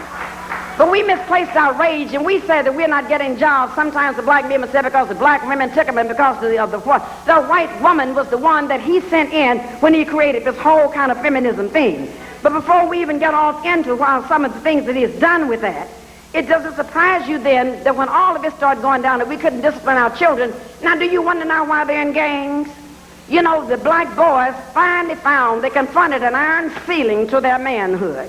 And though they cannot articulate it, they've said that we're not going to be like some of our leaders that we see on television. Because we're constantly going after these boys and telling them, oh, you ought to be like the role models on television. And I've told many of these people myself, those are not role models on television. Many of those people are models playing roles.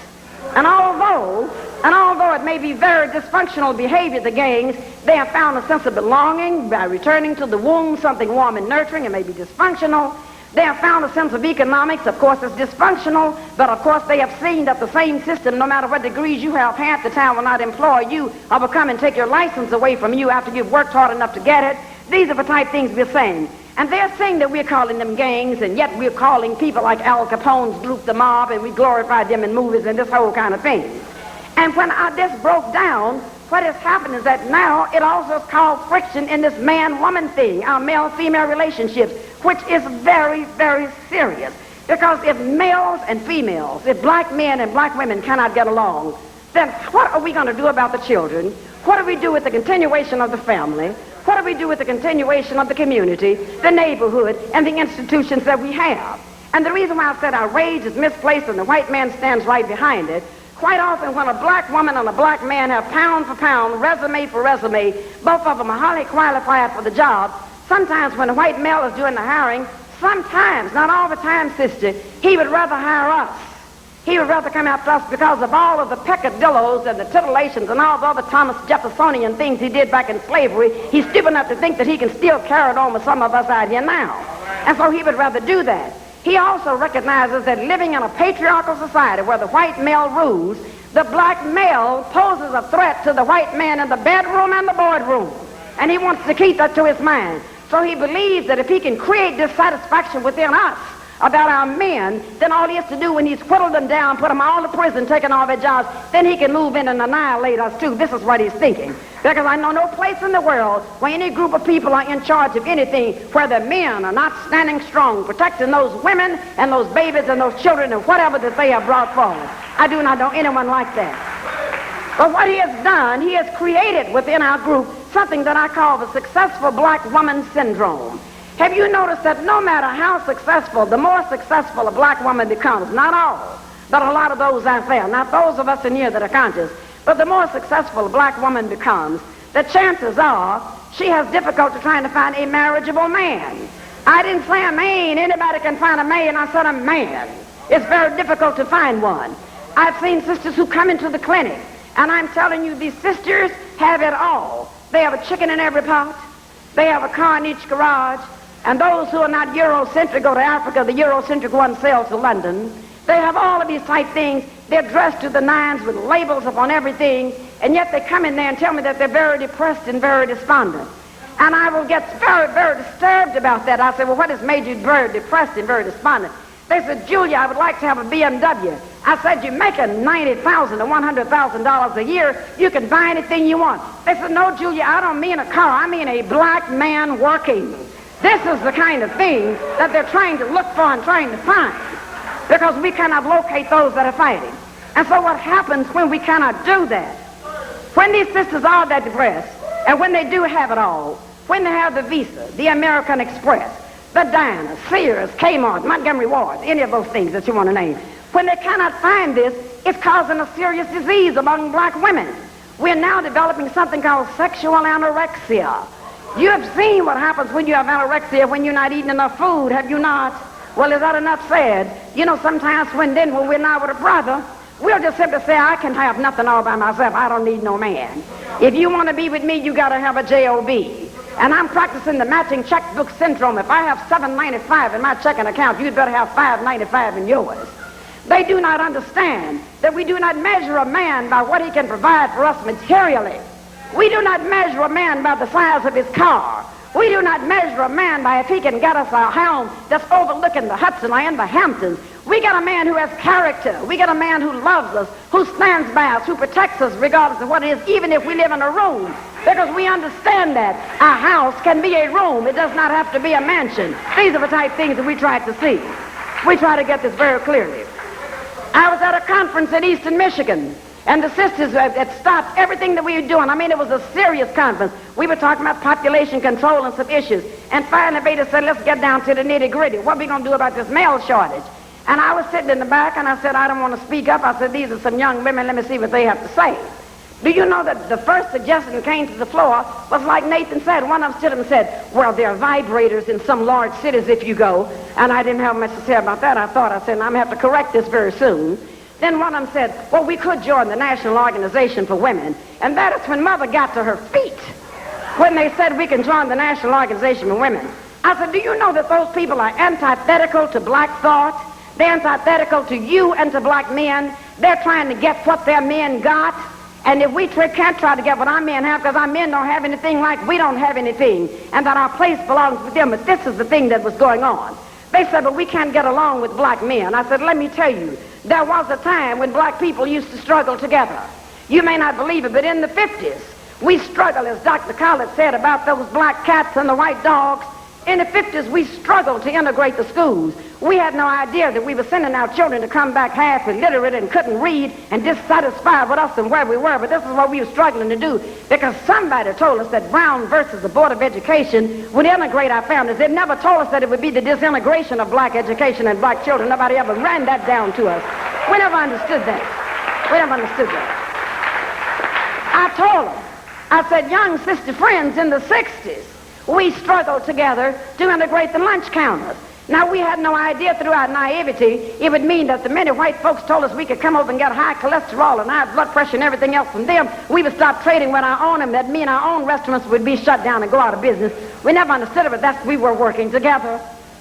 In the 70s, we struggled to integrate these corporations to get some brothers and sisters into IBM and Clorox and all of these things. And I went by the other day to see a sister, and she'd been in this job I'd gotten her into for 5 years. I said, listen, Queen Bee, you've been in here all this time.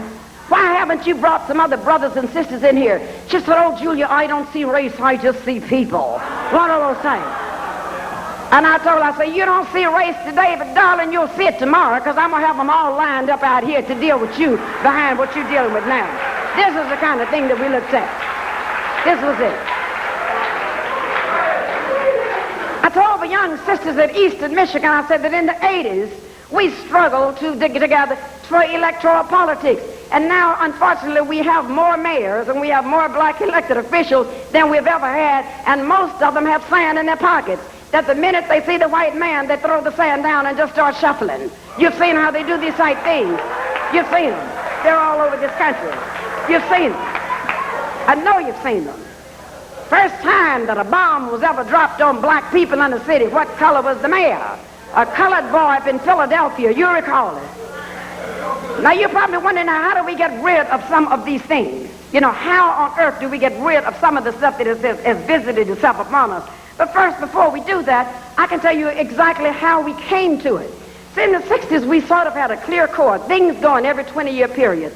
In the 20s, we had a black movement. In the 40s, it came. In the 60s, it came. But somehow in the 80s, we started to believe we were free. You all know people who started to believe they were free. Nathan had written about them about 25 years ago and called them black Anglo-Saxons. Now, some of you may be too young to know what a black Anglo-Saxon or a crossover person is. And in case you don't know what that is, a black Anglo-Saxon is a person who disidentifies with black folks. Now, some of you may know a black Anglo-Saxon. Some of you may be related to an Oreo, as you said.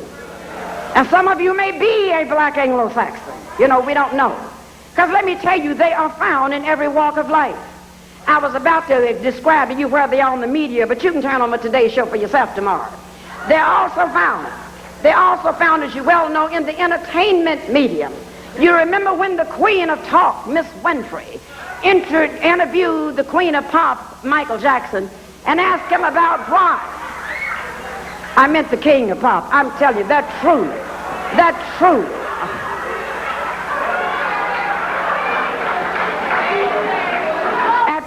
was a Freudian slip.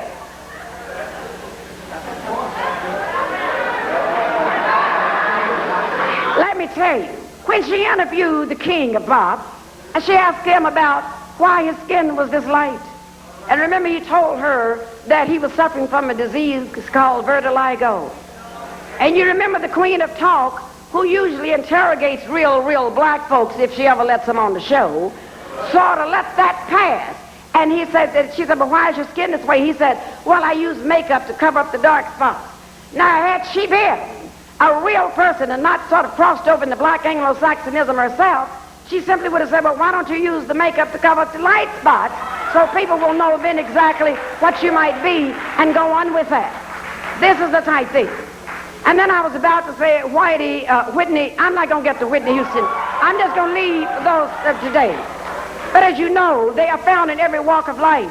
They're even found in our churches. You have seen them. You've seen the ministers who said, "I don't want to get involved with the community. I'm here to save souls. I'm not here to save lives." You know what that's like. And have you ever gone to a surgical procedure and actually seen a soul? Have you ever seen it cut out of somebody? But this is what they said that they're here to save. And I'm afraid that many of our black pastors have lost their missions to their Lamborghinis, their anniversary Sunday, their trips to the so-called Holy Land, to Israel and all of these places, and have lost their mission to us. They've lost their mission so because with their black Anglo-Saxonism, every Sunday all over this country, they take up at least $100 million every Sunday, and every Monday morning they put 90-something% of it on a white bank that will not even give you a loan and keep redlining us and will not even pay the money back to us. So this is the kind of thing that we're seeing.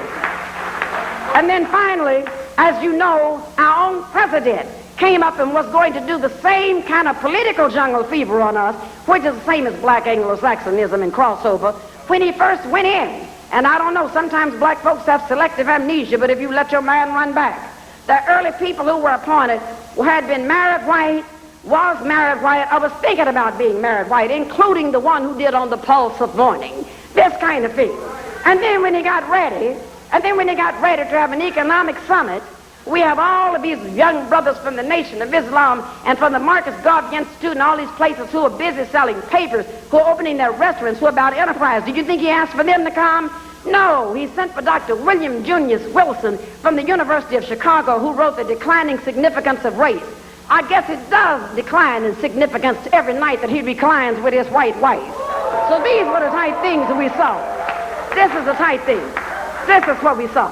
So I'd like for you to know, you're probably saying, well, Julia, how do we turn it all around? How do we stop the animosity? How do we stop the ambiguities? How do we stop the aggression?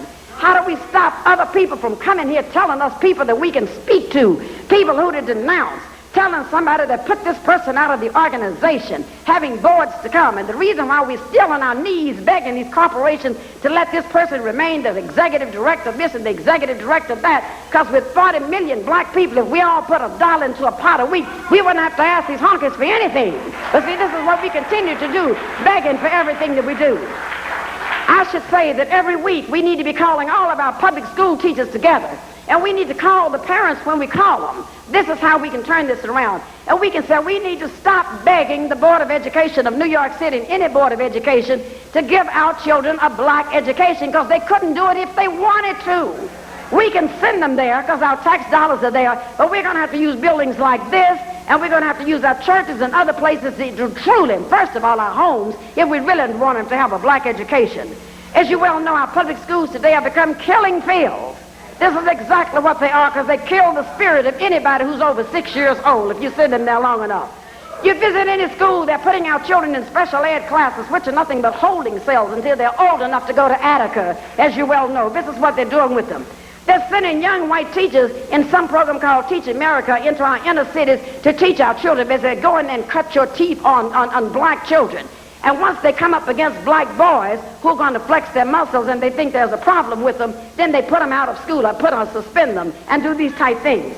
I'd like for us now, if we possibly can, to talk to the psychologists and the sociologists in our communities to ask them how come that there's something out there. We've sent to all members of our black think tank, there's something called the Federal Violence Initiative. Did you know that these psychiatrists now saying going into elementary schools and identify anybody who is slightly active in the 2nd or 3rd grade?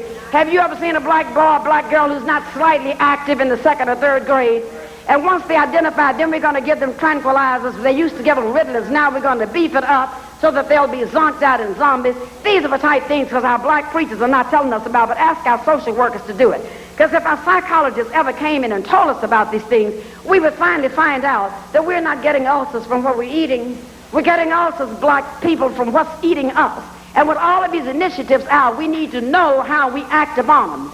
We need to call our social workers in and to ask the social workers to tell us why there's something called foster care, which is nothing but the marketing and selling of black babies.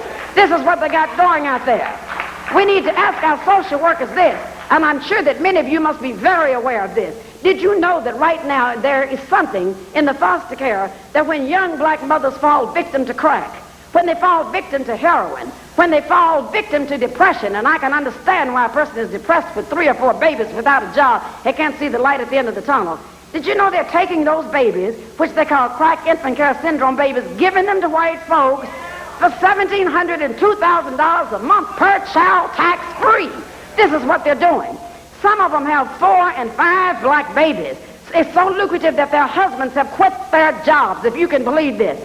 And we know when they tell us, they go on the talk shows and say, we do this because we love black babies. How could you love black babies and you hate black adults who brought these black babies forward? This is the kind of thing we're doing. And then when they say they can't find anyone to take the babies, they're lying. Did you know that their black grandmothers, they will not give a dime to help them. In fact, won't even let them have the babies.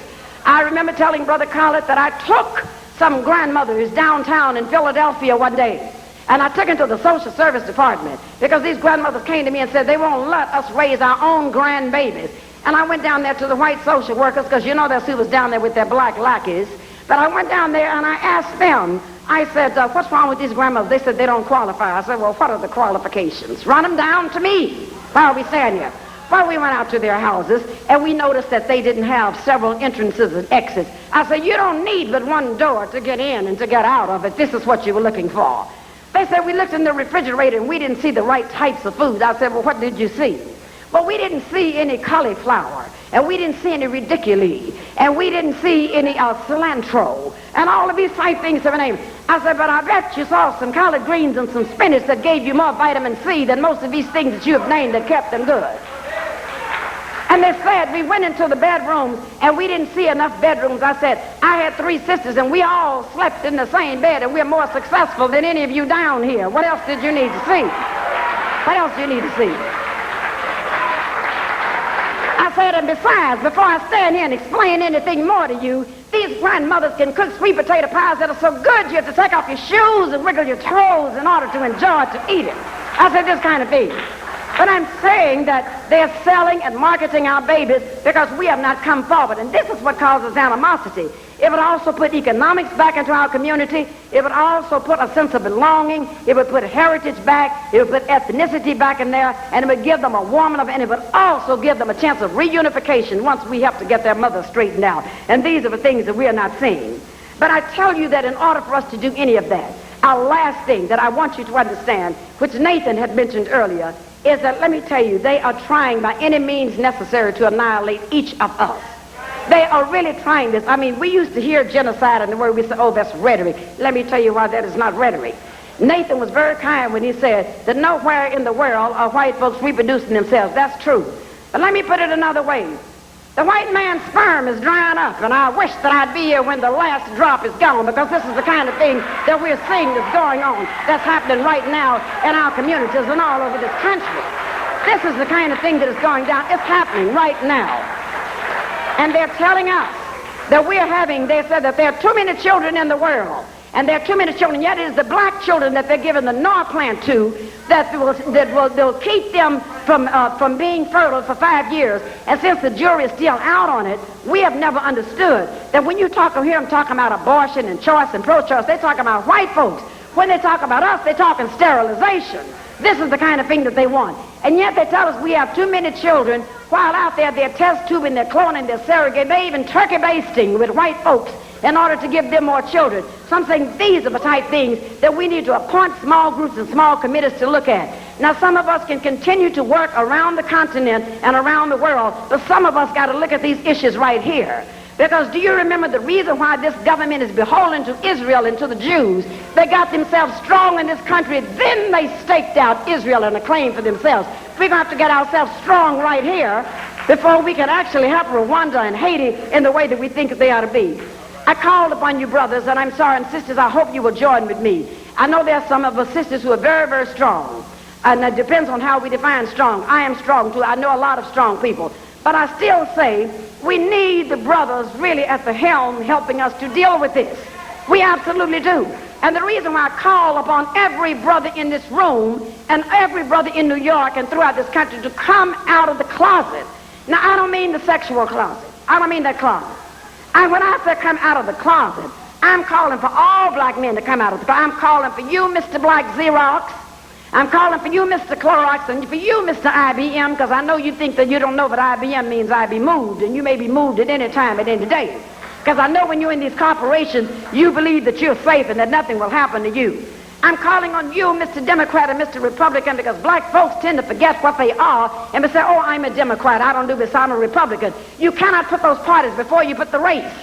I'm calling on you, Mr. Marxism, because one day you go understand that this race comes before a class. Because when you have on a suit and you walk into a store, they don't know whether you're middle class, upper class, or classless, but they do know that you're black. This is the kind of thing. I'm calling on you, Mr. Pan-Africa, because I still say you got to get it together here while you're still trying to get it together across the world. I'm also calling on you, Mr. Wino and Mr. Dope Smoker, because I know you do a lot of those things to try to over-medicate yourself so you don't have to confront the system and face this man. I'm also calling on you, Mr. Wife Beater, because to every sister that you try to beat to a pulp, if you would confront the system, you could whip 10 white men and get your frustrations off like that. I'm calling on you that you've got to do this. I'm calling on you to have to do this. I'm calling on you, Mr. Murderer, the one who wreaks suicide in our community and homicide constantly.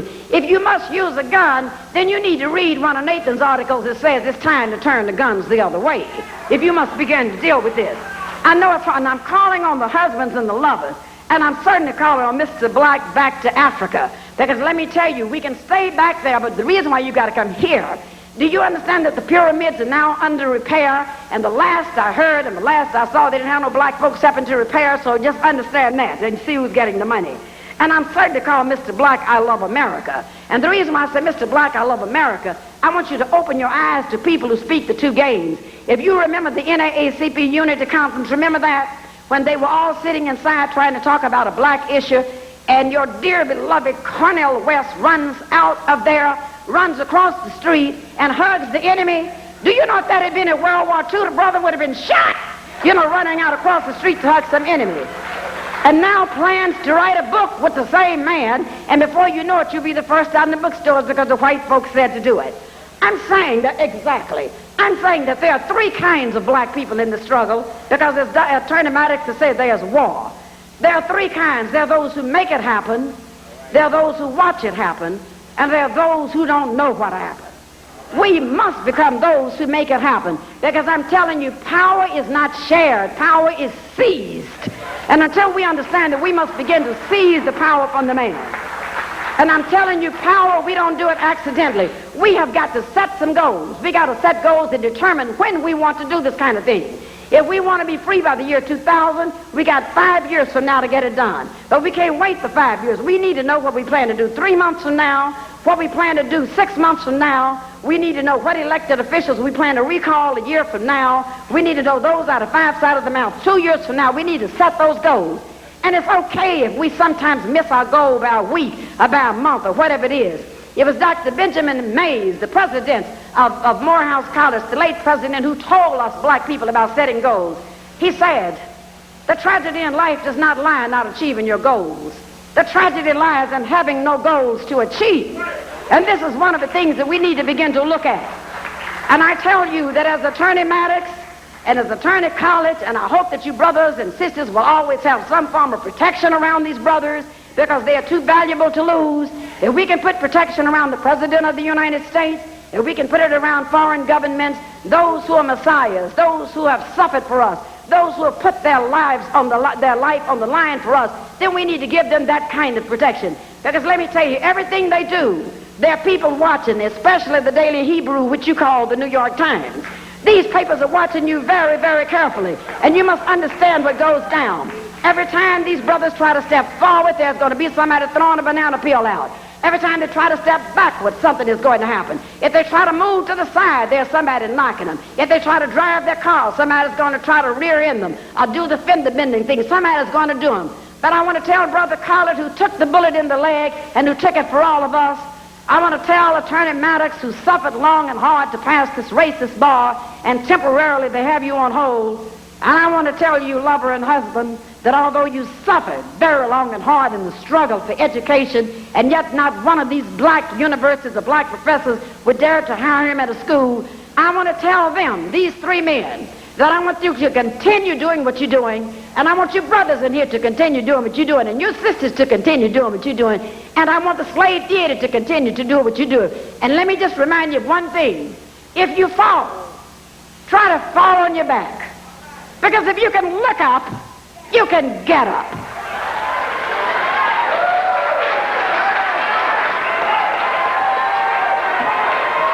Powerful, powerful, powerful.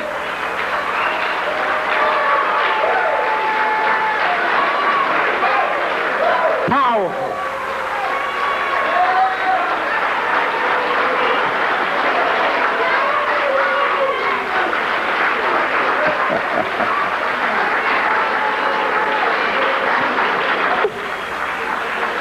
$3,000 miles away,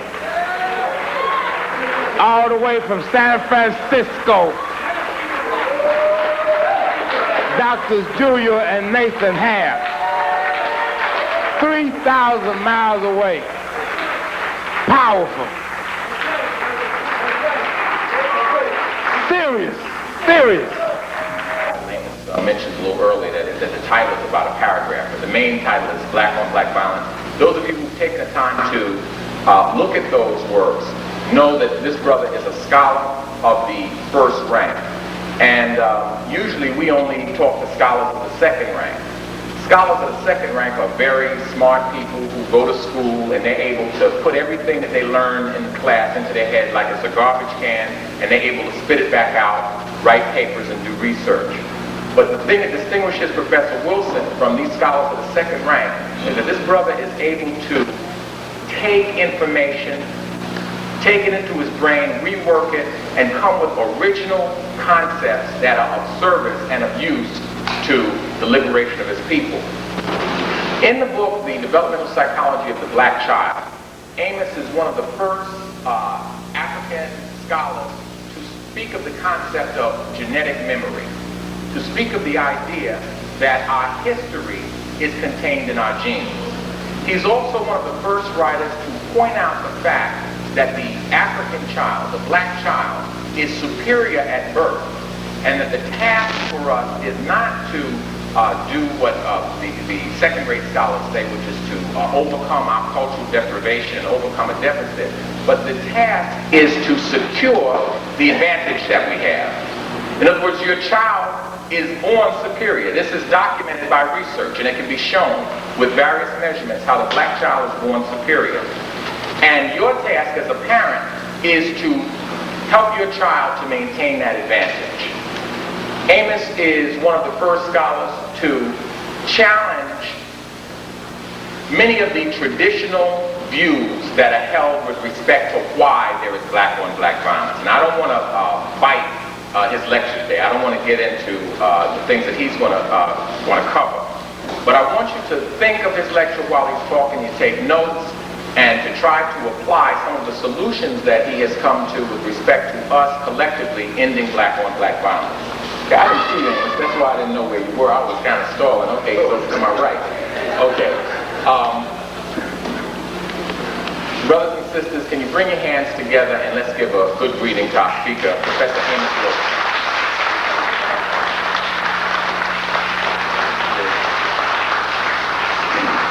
Thank you very much for your welcome. Thanks to Semitat for the invitation.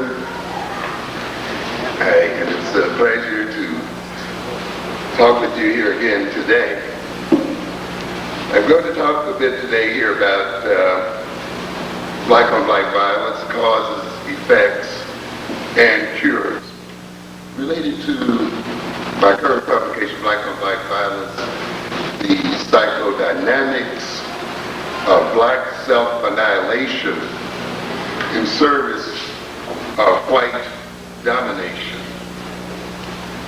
And the title is somewhat lengthy, but I thought it was necessary to add that subtitle so that people upon seeing the book would immediately get an idea of what we were concerned here with, and get an idea of what role black on black violence serves in this society that we live in.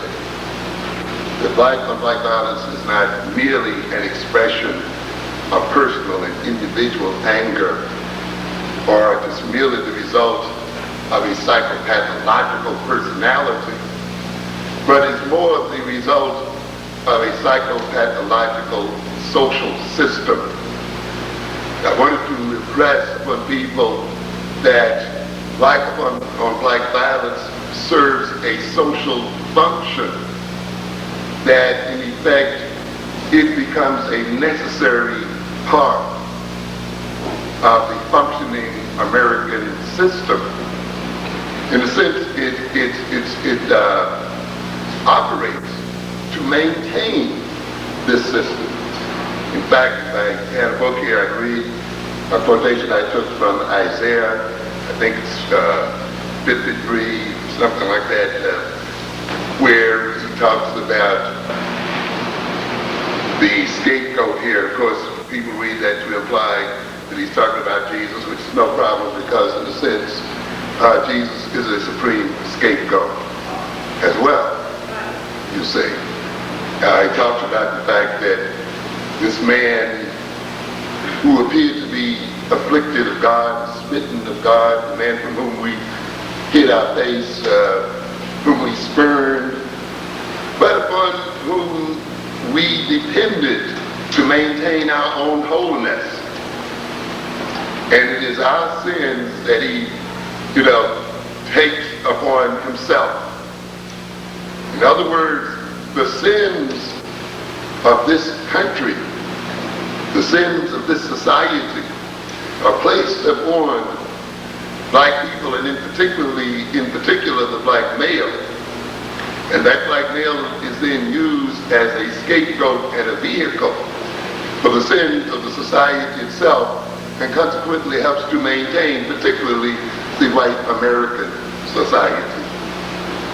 And I want us to keep that in mind, or otherwise we'll fall into a trap of blaming the victim and ignoring the source of the problems. This is a complicated subject, at least it would take some time, so obviously I cannot go into great detail about it. So today I'm essentially going to offer an outline of what I see as some of the causes, effects, and cures for black on black violence. Hopefully then you will keep this outline in mind and meditate on the outlining and fill in the details, which I will not have time to talk about today. The thing that I try to emphasize again and again is that when you talk about black issues regarding African people, that you talk about them in terms of the context in which they occur. Many of us who are well-intentioned often get involved in discussing issues confronting our communities, in exploring solutions to the problems that we discuss, and find often that our solutions do not work as well as we would expect them to. This is often the result of the fact that the discussion takes place outside of the context of the reality in which we live as people. We'll discuss black male and female relations as if it's purely a matter of the personalities of black males and black females.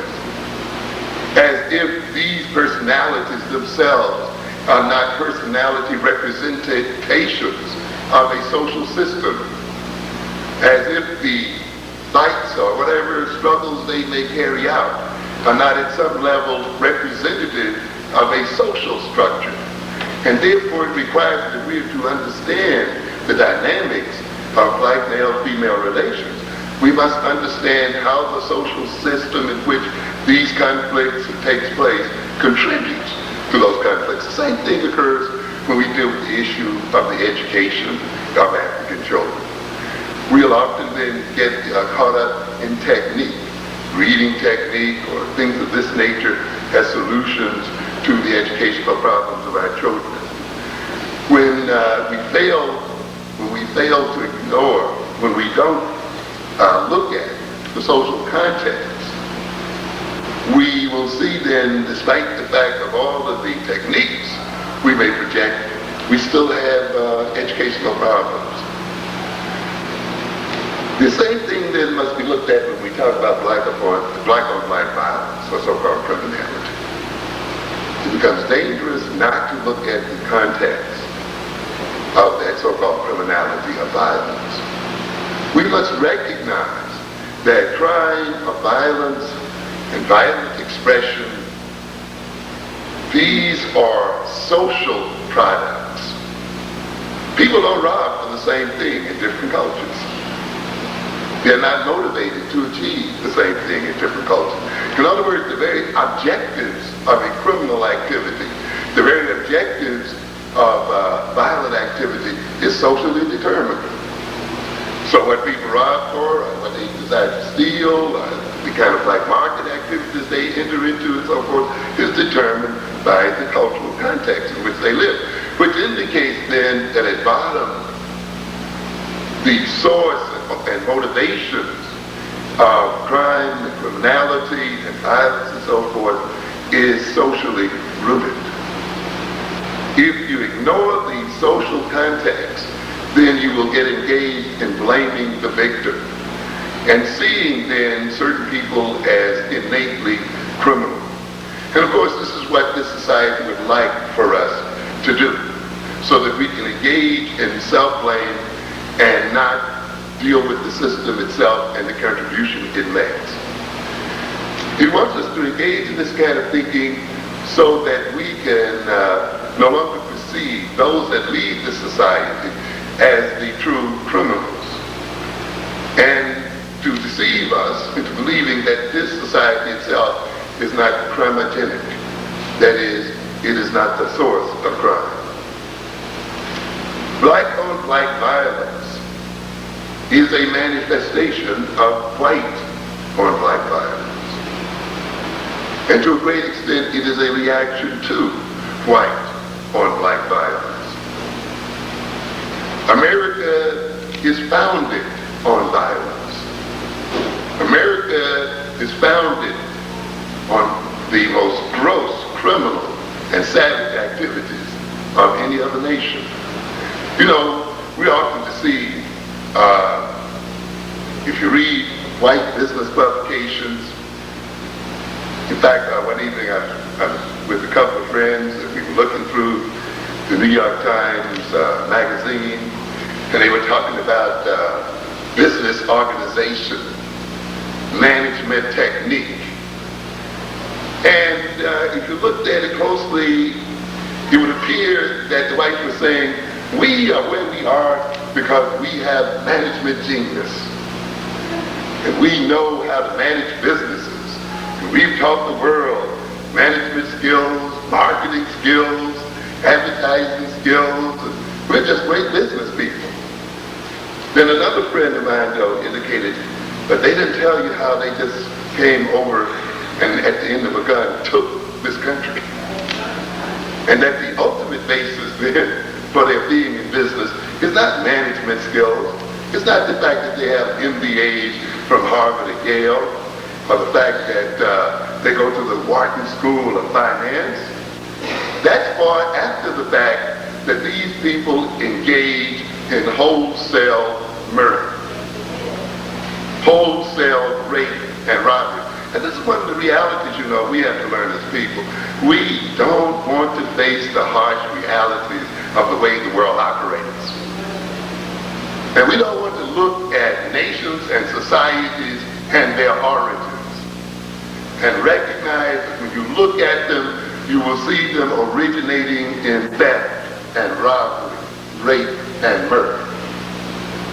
Those of you who even read the Bible will look and see the Israelites taking another people's land.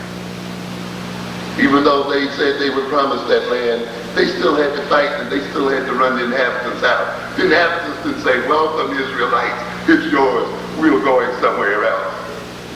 No, they had to fight wars. And you'll see later on, some of you heard Reverend Butts talking this week, where their God told them that they had the right to go into other nations and kill everything living. Cats, dogs, mules, cows, the whole bit. And wipe them out completely. And some of you know the story of Samuel. You will see what happened there to King Saul when he decided to bring back some animals. And Samuel says, what? I told you to kill what? Everything. And Saul said, well, these are nice, you know, how can we kill all of these? He may have never meant to bring back the king of the country. He says, no, the rule was what? You destroy everything. And he sat there, and Samuel sat there and chopped the king up right on the spot. And of course, Saul was punished with madness and everything else. What am I trying to say? That we often forget origins. And we often forget that the origins of nations becomes a part of those nations' character. Just as our individual origins as children, and children in families, and children in communities become a part of our adult personalities. The past still remains with us and an operating part of our present. So we see then the origin of America in the murder and the destruction of nations. America began as one of the most dastardly crimes against humanity that has ever been visited upon people. That origin is still in America today. It is the refusal of this society to face up to that original murder and death. It is this society's ongoing attempt to rationalize its killing and murder of Indians that has skewed its whole consciousness today, its morality and its values. They have sought to cover over those criminal activities. And in covering over those criminal activities and denying the original criminal activities, in rationalizing those criminal activities, they lie to the people of this nation, and they create a false consciousness and a false sense of reality in the people of this nation, and consequently they continue their crimes. And they stimulate ongoing crime within their own society. The other origin of this nation, of course, is the enslavement of our people. The extortion of the labor from our people. The manslaughter of our people as they came across the Middle Passage. The misuse and abuse of our people. This nation then was found upon the degradation of two major sets of people, Africans and Native Americans. This country today is still trying to deal with its origins. Someone tells me this current movie, Dancing with Wolves? You'll see a nation going through the same kinds of attempts to cope with guilt and conflict as you see in individuals. One of the mechanisms individuals use when they're dealing with conflict and traumatic events in their lives, of course, is fantasy. And in a sense, we can look at movies as a type of fantasy. They have never come to terms with what they did to Indians. So now, of course, they're going to try to repay their debt for the dastardly deeds they did by running a movie and projecting the image of the Indian in a positive sort of way. I haven't seen the movie, that's what they tell me that they're trying to do there. You see? But fantasizing and getting engaged. So now, instead of movies where the cowboys and the other people just go right out and slaughter them, and use a theme that's quite interesting in and of itself, that is, we killed the Indians because they were savages. We never quite think about the irony of that kind of statement, right? Yeah. In other words, we savaged them because they were savages. We killed them because they were savages. And many of us sat in movies and took that philosophy in. So the people who were doing the killing and the murdering of a whole nation were doing it for the good. And so we get the phrase, the only good Indian is a what? A dead Indian. You see? And now we see the nation wrestling with this fantasy, renaming the Indians and doing movies and so forth. But it won't wash. It won't wash. We see again then the fantasies that it plays with in terms of African Americans. Now what am I saying then? That as you say in your churches, as we say in psychotherapy, it becomes very important in order for the person to escape their sinful existence, to escape the psychopathology that may be dogging them. It becomes important for them to literally fess up, to come clean and confess their sins, and to atone for what they have done, and to admit the wretchedness of their existence. However, as long as the sinner, as long as the neurotic continues to deny, continues to distort, continues to rationalize, they in a sense then continue to cause abuse and trouble. And they continue to do harm and violence to people with which they're in contact. So in a sense then, since white America has not yet admitted its sinful nature, admitted its criminal nature, since it tries to rationalize its basic criminality, it must then continue to project criminality on other people. It must, in a sense, try to make African people responsible for their own enslavement, just as it tries to make the Indian responsible for their own decimation. In other words, then, you have a racist psychological character assassination that is ongoing. The continuing assassination of African people, which you're talking about here today in terms of the Post and other newspapers, the continuing assassination of African people on radio, TV, magazines, and every media, is an attempt for whites to continue to justify the original crime of enslaving and abusing black people. And consequently then, as long as they can assassinate the characters of our people, as long as they can project that we are innately criminal, that we are innately inferior, they can feel justified in terms of what they have done to us and what they are doing to us and what they will do to us as a people.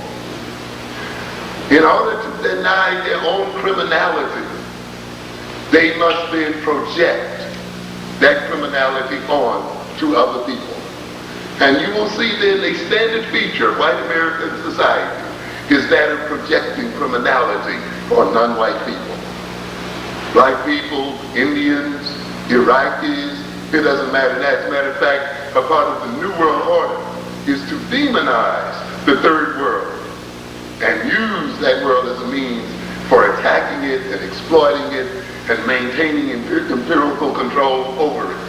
And it will do that by demonizing and criminalizing non-white people. We've seen it in Panama, we've seen it in Grenada, and as I mentioned, we've seen it in Iraq. And now you can bet your bottom dollar that these people are in search of other enemies at this point. Because you see, ladies and gentlemen, the military-industrial complex is a complex that needs a chronic enemy, because that complex has become so vital to American economic stability.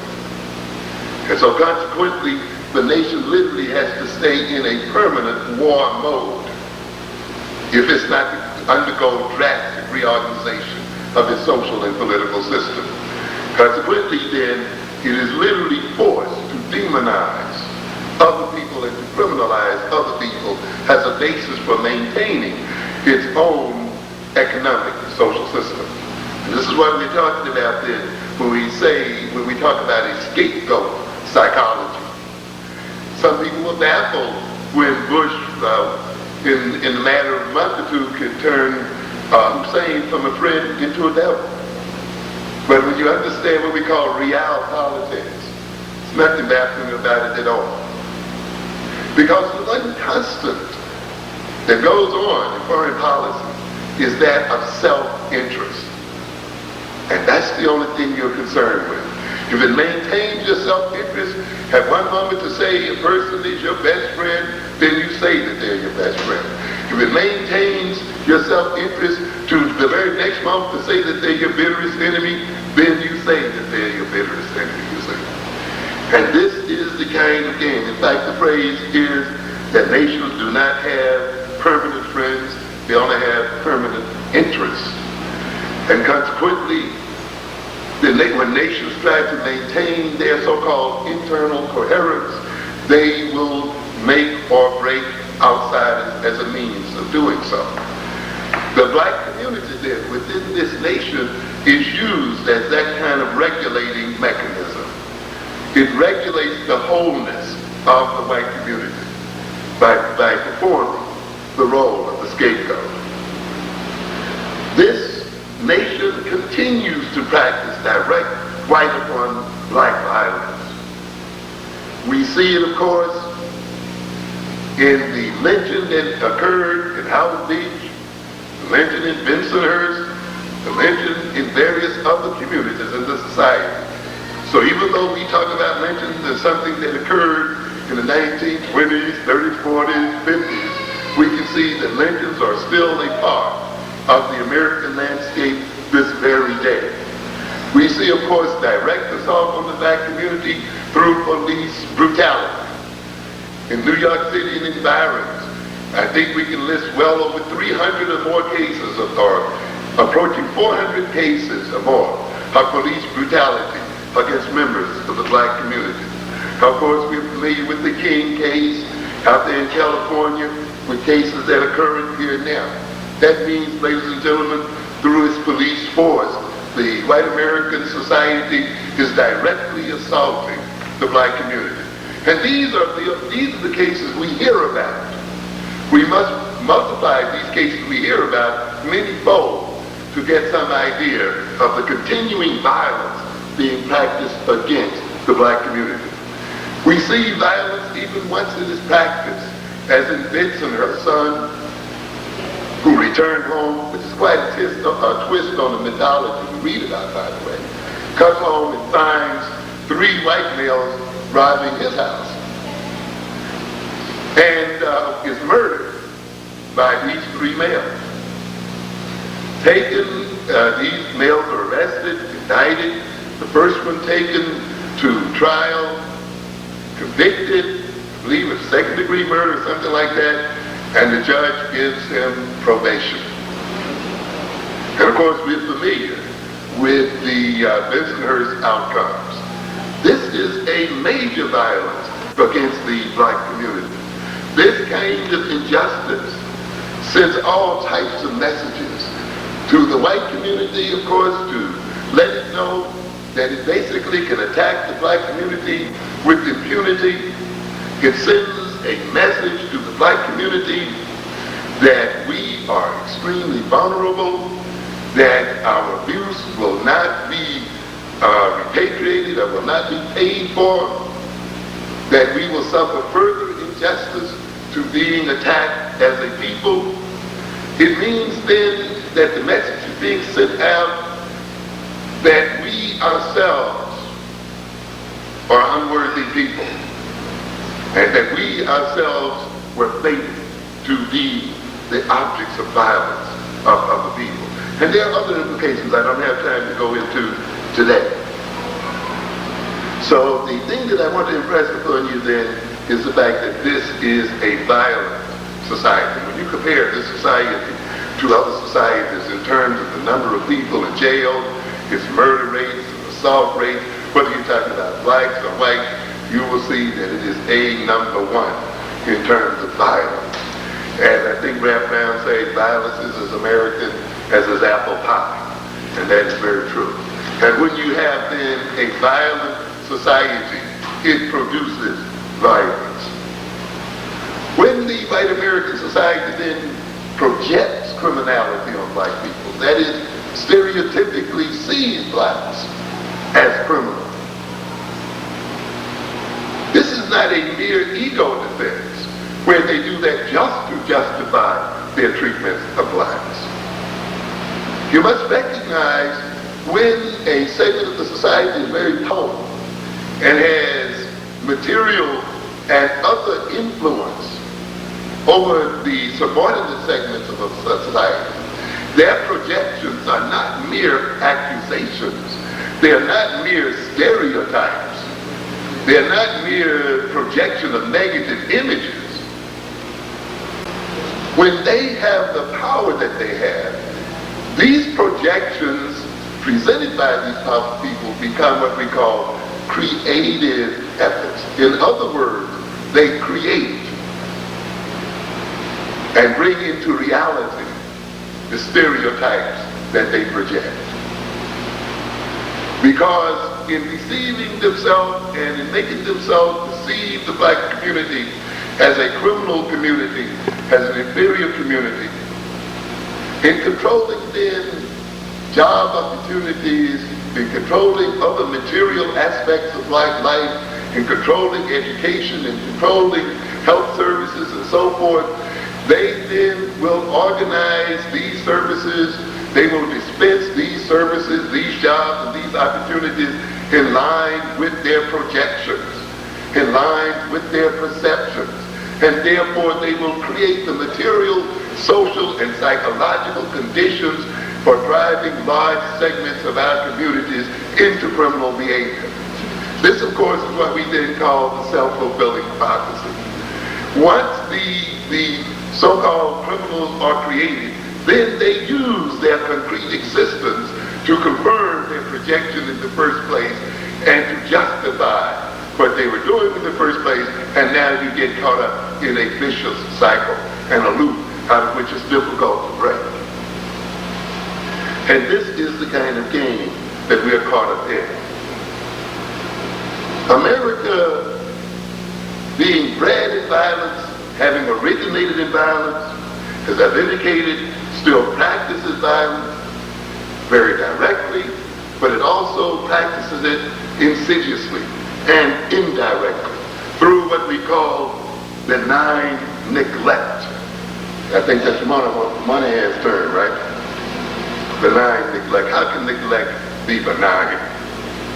Particularly on the level that he was talking about. You know, I just see people who are willing to pay taxes, who will go into a panic on April 15th and are in terror of the IRS, you know, rushing down to the post office at midnight, making sure they get their taxes in.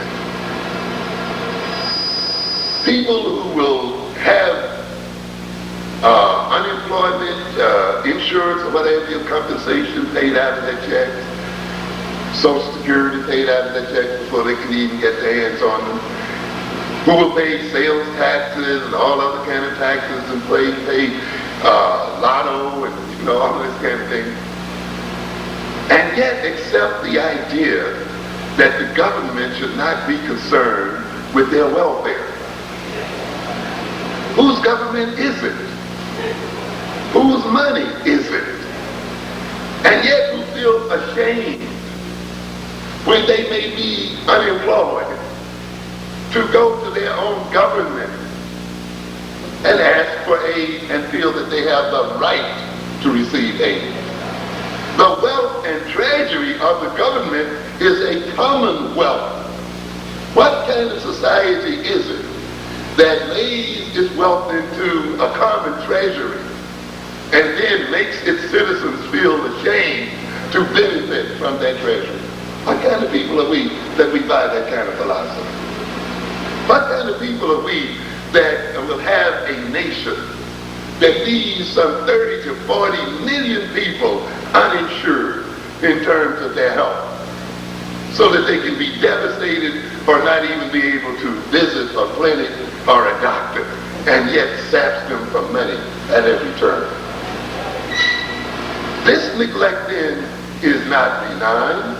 Mothers who cannot go to child health clinics, or mothers who go through a whole of a pregnancy often without visiting the doctor at all, or mothers then who produce low birth weight children, low weight per date children, children who suffer various sorts of problems, children whose intellectual and social potentials are distorted and impaired, and whose learning capacities are impaired, and therefore become a social burden to the nation and, more importantly, to a people themselves. And yet we see this kind of thing going on. Let's look a minute at health neglect as stated by LaSalle Lafall in the State of Black America, 1990. In spite of a century of overall improvement in the health of Americans, statistics showing persistent negative disparity between the health status of blacks and other minorities and that of the population as a whole. The alarming decline in black life expectancy, what are we talking about here? Black life expectancy is getting shorter at birth. Over the last several years, emphasizes the fact that life expectancy at birth for the nation's black populations stands now at a level achieved by whites over 30 years ago. What are we saying here? That our life expectancy is at the point where whites were 30 years ago. So what kind of progress are we talking about? And it's going backwards, not forward. This is the result of so-called benign neglect. What are we saying then, ladies and gentlemen? That people are being killed and murdered and abused in terms of neglect. You see, original violence, which was direct against the Indians and direct against the Africans, we would have some people say, well, that was back then, it had nothing to do with it now. It's not true. What happens in the evolution of persons who've experienced traumatic events early in their lives is they go through what we call a repetition compulsion. They continue to create violence, but it's a violence often that's covered over by other things. But when you look deeply into their personality and their behavior, you will see that violence is still a part of their life. It may be hidden, but it's still there. Now, what has happened in this modern American society is that it continues to visit death upon its original victims, but it has sort of distanced itself from that death, sort of like those pilots who flew over Iraq and dropped bombs on the population and destroyed the populations of those people over there, and yet could get away with it because they weren't there to see it directly, and therefore are made to think of themselves as less violent than other people. Yet there is no nation. This is the most violent, murderous nation upon this earth today. and yet it dares to project itself as a moral paragon among nations.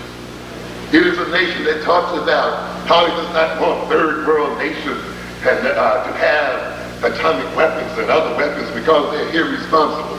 And yet it is the only nation that has dropped 2 bombs upon other people. And it has used the most advanced weapons against other people. But of greater importance is the murder that occurs somewhat silently, or that is hidden behind political and ideological rationales, but that is occurring just the same. To quote Lethal again, it is an irrefutable fact that people of the lowest socio-economic status have higher death rates.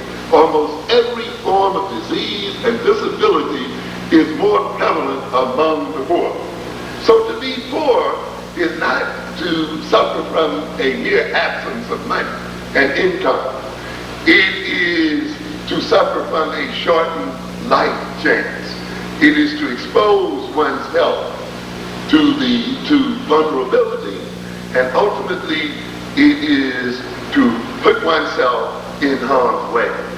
He goes on to say, the task force on black minority health revealed that there were 60,000 more minority deaths per year based upon an expectation of equal death rate for blacks and whites. What are we saying here?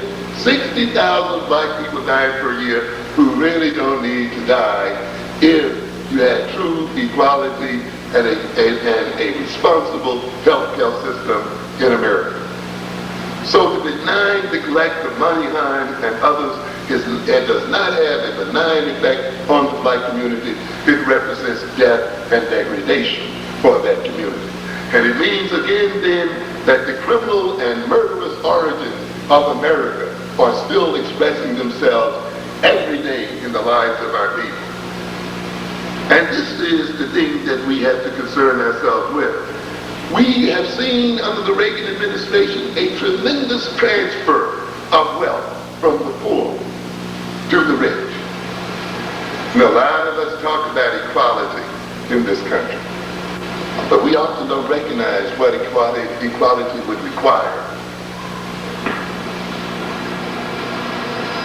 Many of us are not prepared for the kind of struggle that gaining so-called true equality will require in this country. Those of you who cry for equality in America, not revolution, do not recognize you are still making a revolutionary cry.